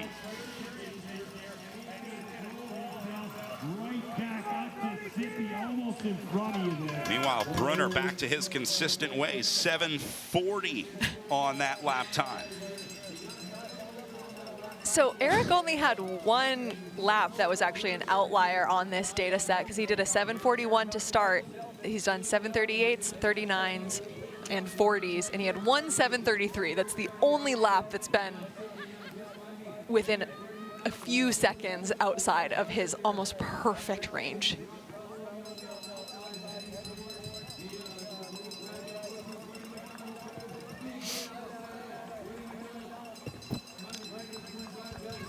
Timing, calling that gap 3 seconds between Sippy and McDonald, 38 seconds from Brunner back to Sippy. So that's probably a little too big of an ask to see Sippy move into gold medal contention here, but what he is doing is trying to lock in a silver medal, and that plan is going pretty well.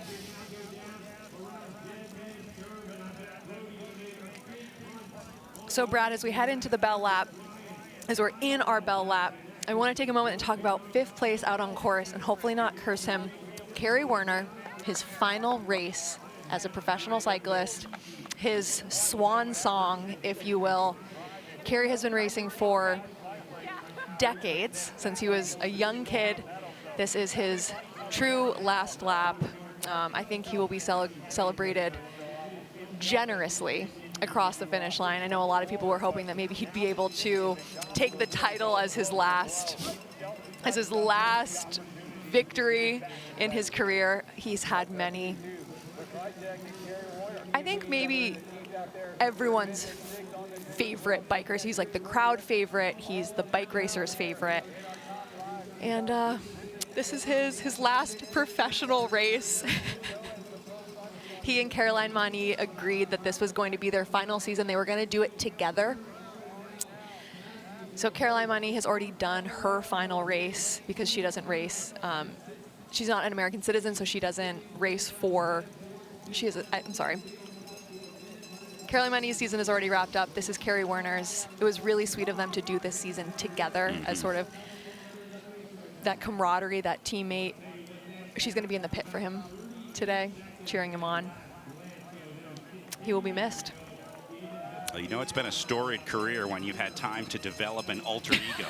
We watched Kenny Werner win the single speed national championship race yesterday, who looked a lot like Kerry Werner in a mullet wig. But I know people say that a lot. You'd be surprised to know that they're two totally different people. But I think that also speaks to Kerry's ability to continue to have fun and enjoy the sport in his years of racing.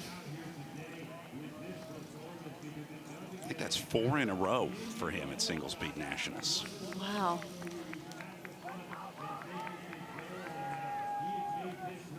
Well, whether it's Kerry or Kenny, we're going to miss him on course next year, that's for sure. Absolutely. But Todd Wells has taught me it's never over till it's over. You know, I'll miss seeing Kerry, but I'll also miss seeing his beagle Sherman. That's right. Who's very soft. Sippy holding on to a small gap over Brody McDonald here after McDonald had been leading Sippy for the last 2 laps, but then a blistering attack from Sippy just before the barriers moves him to the front.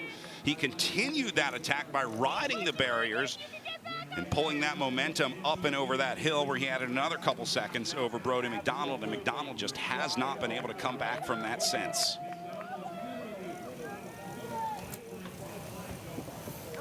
And you know, Ivan Sippy does have a little bit of an insurance policy here. In the event that Brody McDonald is able to bring him back, he knows that he can ride those barriers again and reestablish that lead. And it's just maybe 200 meters from the barriers to the finish. So he's definitely able to hold on to it if they can make it into those barriers together. Meanwhile, Eric Brunner about a half a lap away from securing the Stars and Stripes jersey that eluded him last year. But it looks like he's going to get it right this year with a solo performance on the front.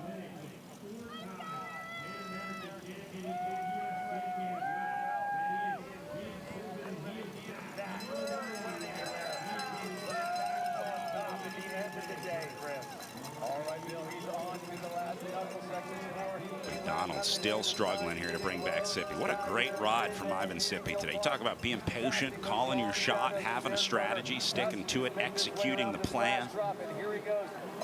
Sippy nailing the last couple laps out there today in the battle for second. Brunner still railing the corners there. Final time by the pit for Eric Brunner.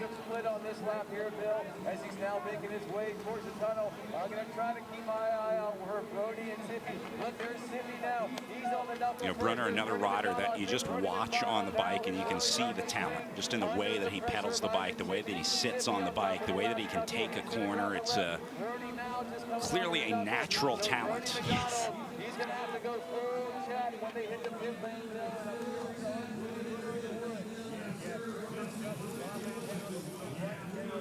Last time to the barriers here. Eric Brunner is about a minute away from an elite national championship at the USA Cycling Cyclocross Nationals, presented by the Meteor.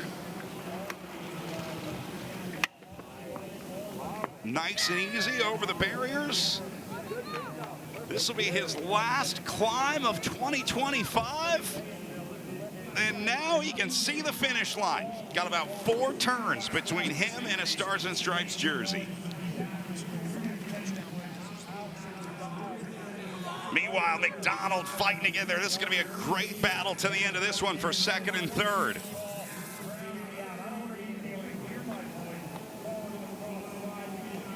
So as these guys come to the barriers, we should start seeing Eric Brunner onto the pavement.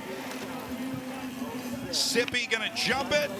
He clears it. McDonald going to run it. And Brunner starts to celebrate. Hands in the air as Eric Brunner will be crowned the 2025 USA Cycling Cyclocross National Champion.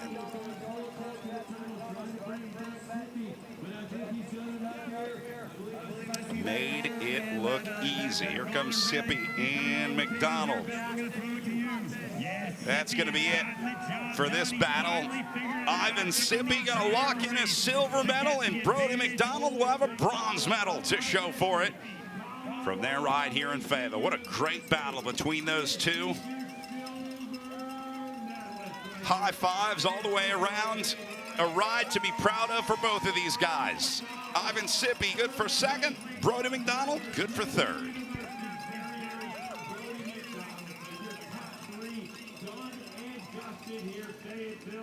Eric Brunner, the king of Fayetteville here today with a national title. I think this is going to be Marcus Shelton for Bear CX coming across. Yet another young gun.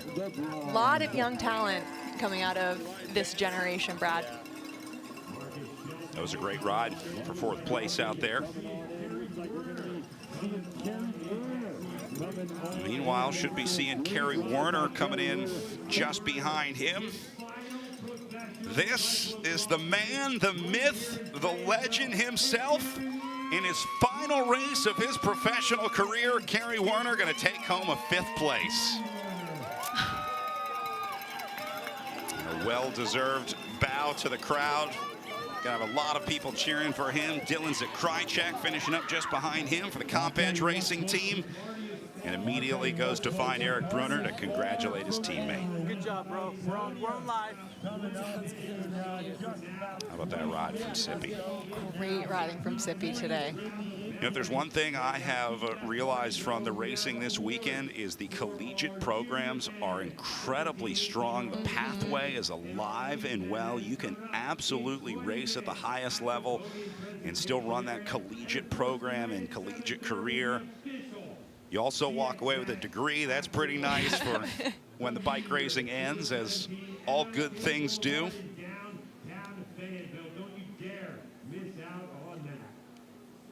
With hugs all around for Gary Warner.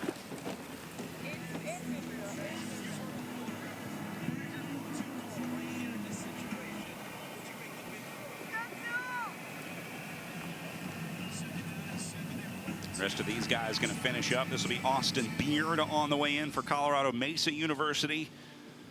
He'll take a 7th place on the day today as we wrap up our final race of the final day here at the USA Cycling Cyclocross National Championships presented by the Meteor.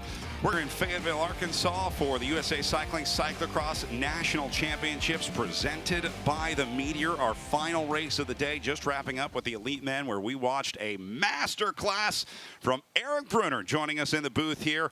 Finally getting the win this year after a tight battle last year. It looked like you were in flow state out there for a while. All by yourself, got a nice gap. How did things feel after like 3 or 4 laps for you today? Yeah, I felt great on the course today. My goal is just to go out fast, and unfortunately pulled out of my pedal, but was able to get up to the front quickly. And yeah, I just wanted to scare everybody from the beginning, and I was able to do it. That is one of those things that maybe experience comes into play there, where you had to kind of rely on your ability to stay calm, stay cool. Was that going through your head that, hey, I can do this? I mean, did you ever feel that you might be in trouble today? I was a little annoyed, but honestly, I could barely think about it. Yeah. Like, I just knew I had a job to do, and didn't really matter what place I was in. Just wanted to get to the front, and yeah, wanted to go as hard as I could, whether that was from 10th or from 1st, and got up there as quickly as I could and just started punching it. We talked earlier in the week about kind of your preparation for this year's Cyclocross National Championships. You were saying you're kind of already into road season training. Did that power pay off for you out there? It seemed like your fitness is really, really good going into this. Thank you. Yeah, I raced a lot more on the road this summer than I have in a few years, and looking forward to next year with Project Echelon on the road. Racing a bunch with Comp Edge this summer really did me well, and so yeah, I'm just looking forward to getting the road season going here pretty soon. So it sounds like this is it for your cyclocross season this year. Do you get a little break, or are you like right back into training after this? Yeah, I took a little break after the USCX. I'm going to take another little one here before I head off to team camp in January. I'm going to do a little training camp over in Spain just by myself as well, and so you might see me in Benidorm. But yeah, at the moment, this is the end of the real cross season for me. What does a break for you look like? Like, what do you do in the off season? What does Eric Brunner do for fun when he doesn't have to train? I really like to hike, ski, just going to spend some time with my family over Christmas, do some cooking, put a little more energy into that, and yeah, just hang out. More importantly, just relax, right? Don't have to worry about the training blocks and all that. I want to show you some footage from your race today. It was an absolute pleasure to watch. We'll start with the whole shot here. I know you said you slipped a pedal. I was surprised to see you this far back, but it didn't take you long to get back up to the front. Then we saw the battle behind you as we saw Jules Van Kempen getting up to the front here. Tell me about this section. It seemed like we saw a lot of riders running earlier, dismounting earlier, seemed to be the faster way to go. Did you develop a favorite line on this section right there? Yeah, I was always taking the high line, and I was able to grab another couple spots there. My teammate Dylan really set a good pace there, so I was thankful for that, and then got around him and just put in the attack. I don't think we saw many more mistakes to speak of here, taking it easy on the stairs. These guys were putting on an incredible battle behind you as you started to widen that gap more and more on the front. The only other mistake that I remember seeing from you was a little bobble at the top of a run-up, a remount that didn't quite go according to plan. But other than that, I think you had pretty much a perfect race. Is that a correct read from our side? Yeah, that was pretty much the one mistake, and then I just ran down that little hump, and yeah, it wasn't too bad. Talk to me about who was celebrating with you on the finish line. It's always nice to hear from friends and family, teammates, coaches. Who was there to greet you on the line today? Yeah, my dad was there, my coach, Grant, my team director, Tyler. So great to have everybody here with me. Sounds like you have a really strong program behind you to help make things like this happen. Talk a little bit about what it takes to put together a program like this and have a successful year. It's not just one bike racer. I think a lot of people are always surprised to hear about how much support it takes to get to a race like this and pull out a result like this. Oh, Comp Edge has just been so dialed ever since I joined, and that was something that really made me want to join the team, and I've been nothing but impressed with all of them. So they just make my life so easy. Eric, how do you celebrate a victory like this? What's your plan for the next 8 hours? I'm going to go out to dinner with the team, spend some time with my girlfriend, my coach, my dad, and yeah, just enjoy it. Cool. How do you feel about, this is your third national title, how does it compare to the other ones? Do they ever lose their sweetness? You know, it never gets old, and I think the first one was really unexpected, and I almost get more nervous now because I have more expectations for myself, and it's just a little easier to get in my head, so it's never easy. Well, congratulations. If you need to celebrate, I recommend a giant pizza from the Meteor if you're looking for a spot. Our title sponsor here at the USA Cycling Cyclocross National Championships. They got a few here, and I would bet someone could buy you a pizza there. If they don't, I'll take care of it. Congratulations, Eric, and I hope you get to celebrate out there today. Thanks, guys. Eric Bruner, your national champion in the elite men's race, as he dominates here today in Fayetteville at Centennial Park and finds himself on the top of the leaderboard ahead of Ivan Sippy and Brody McDonald. Marcus Shelton into fourth, and Kerry Warner taking fifth place on the day. Great to see him pull out a great result today. The Wells Watch into ninth place, Ellen. What a great ride for 51-year-old Todd Wells into ninth.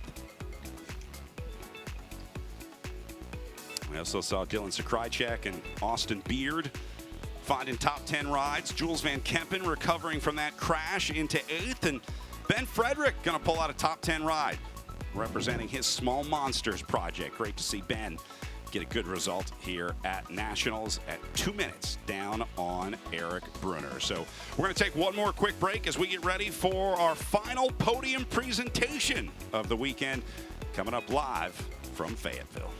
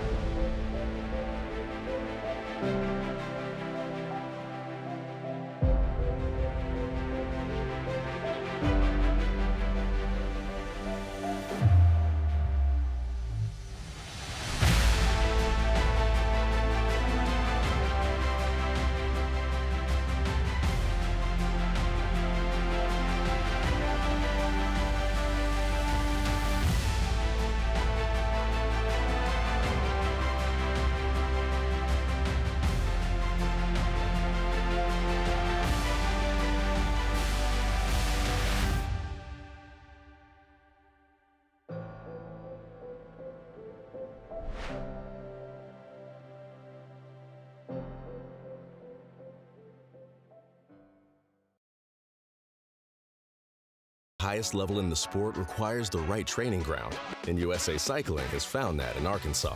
Bentonville is the home of the U.S. National Mountain Bike Team, but our statewide network of trails aren't just for elite athletes. We've got a ride for everyone. Just increasingly more and more, I'm telling people, if you ride mountain bikes or if you want to get into mountain bikes, you got to come here and see for yourself. And there's something for everyone here, for sure. Plan your next cycling adventure to the natural state at arkansas.com.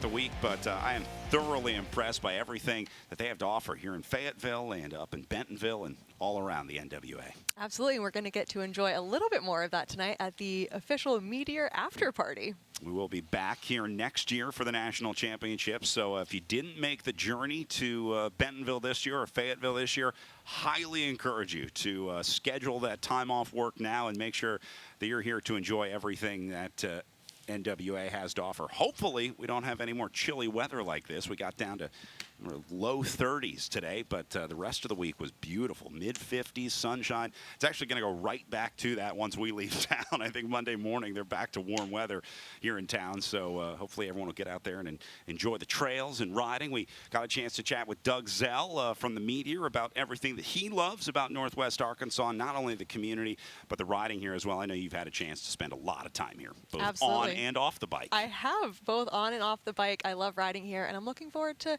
maybe even competing here at this race next year.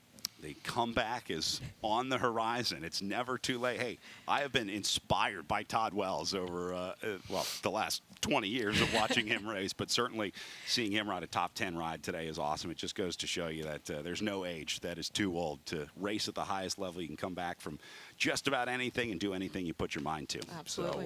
So, the training starts now, Ellen. You better get out there and get to it. I guess I should take the candy out of my bike.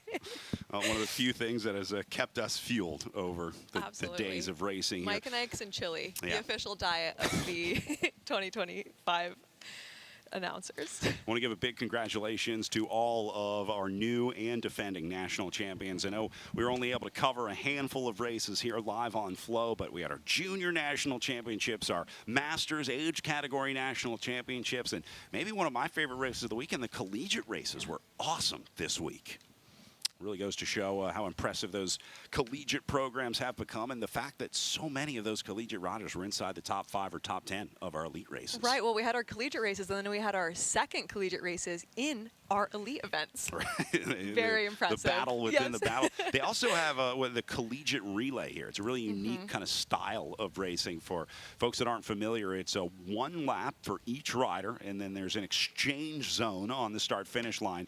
So it's a really fun, really interesting way to get a little more collegiate racing out there. I know you had a chance to kind of watch and enjoy that. I also heard a lot of our elite riders saying that they watched those races to get course intel, because that happens on Friday, which is right around when the elites kind of roll into town or check out the venue for the first time. So there's a lot to be learned from watching those fast college kids racing. Absolutely, especially when those fast college kids end up being your competitors. Absolutely right. When you know you're going to see them in the elite races later in the day, or later in the weekend, I should say. They are just getting ready for podiums down on course right now, making their final calls to get everyone over there. So we're going to do our best to stick with you and bring that to you live as the sun sets into our last final minutes of daylight here. They couldn't have timed this one any better when they built this schedule. See that low winter sun casting its light. It's going to get cold here very fast, so I have a feeling our new national champions will be grateful for the extra layer that they are about to receive. We were talking about how little clothing they race in, and every time the winners came to the booth, it was a mad scramble to put all those clothes back on. You lose body heat and temperature so quickly in these scenarios. It'll chill you to the bone, especially if you've gotten sweat or got a little bit of moisture on you during the day. Once that starts to freeze up, it makes you pretty cold pretty quickly.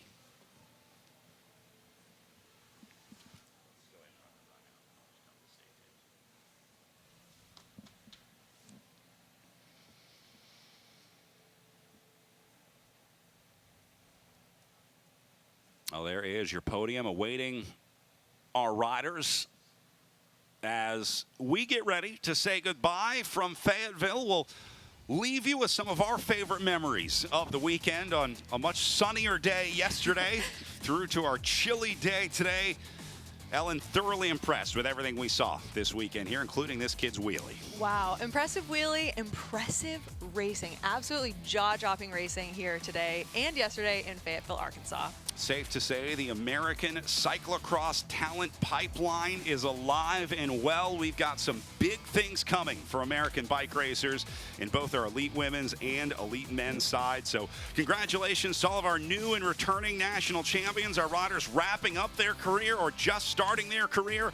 And a big thank you to our broadcast crew out there braving the elements all weekend. So for Ellen Noble, my name is Brad Soner. Stay tuned for podiums. We're going to bring those to you as we await the riders. But until next time, thanks for watching live on FloBikes from the USA Cycling National Championships.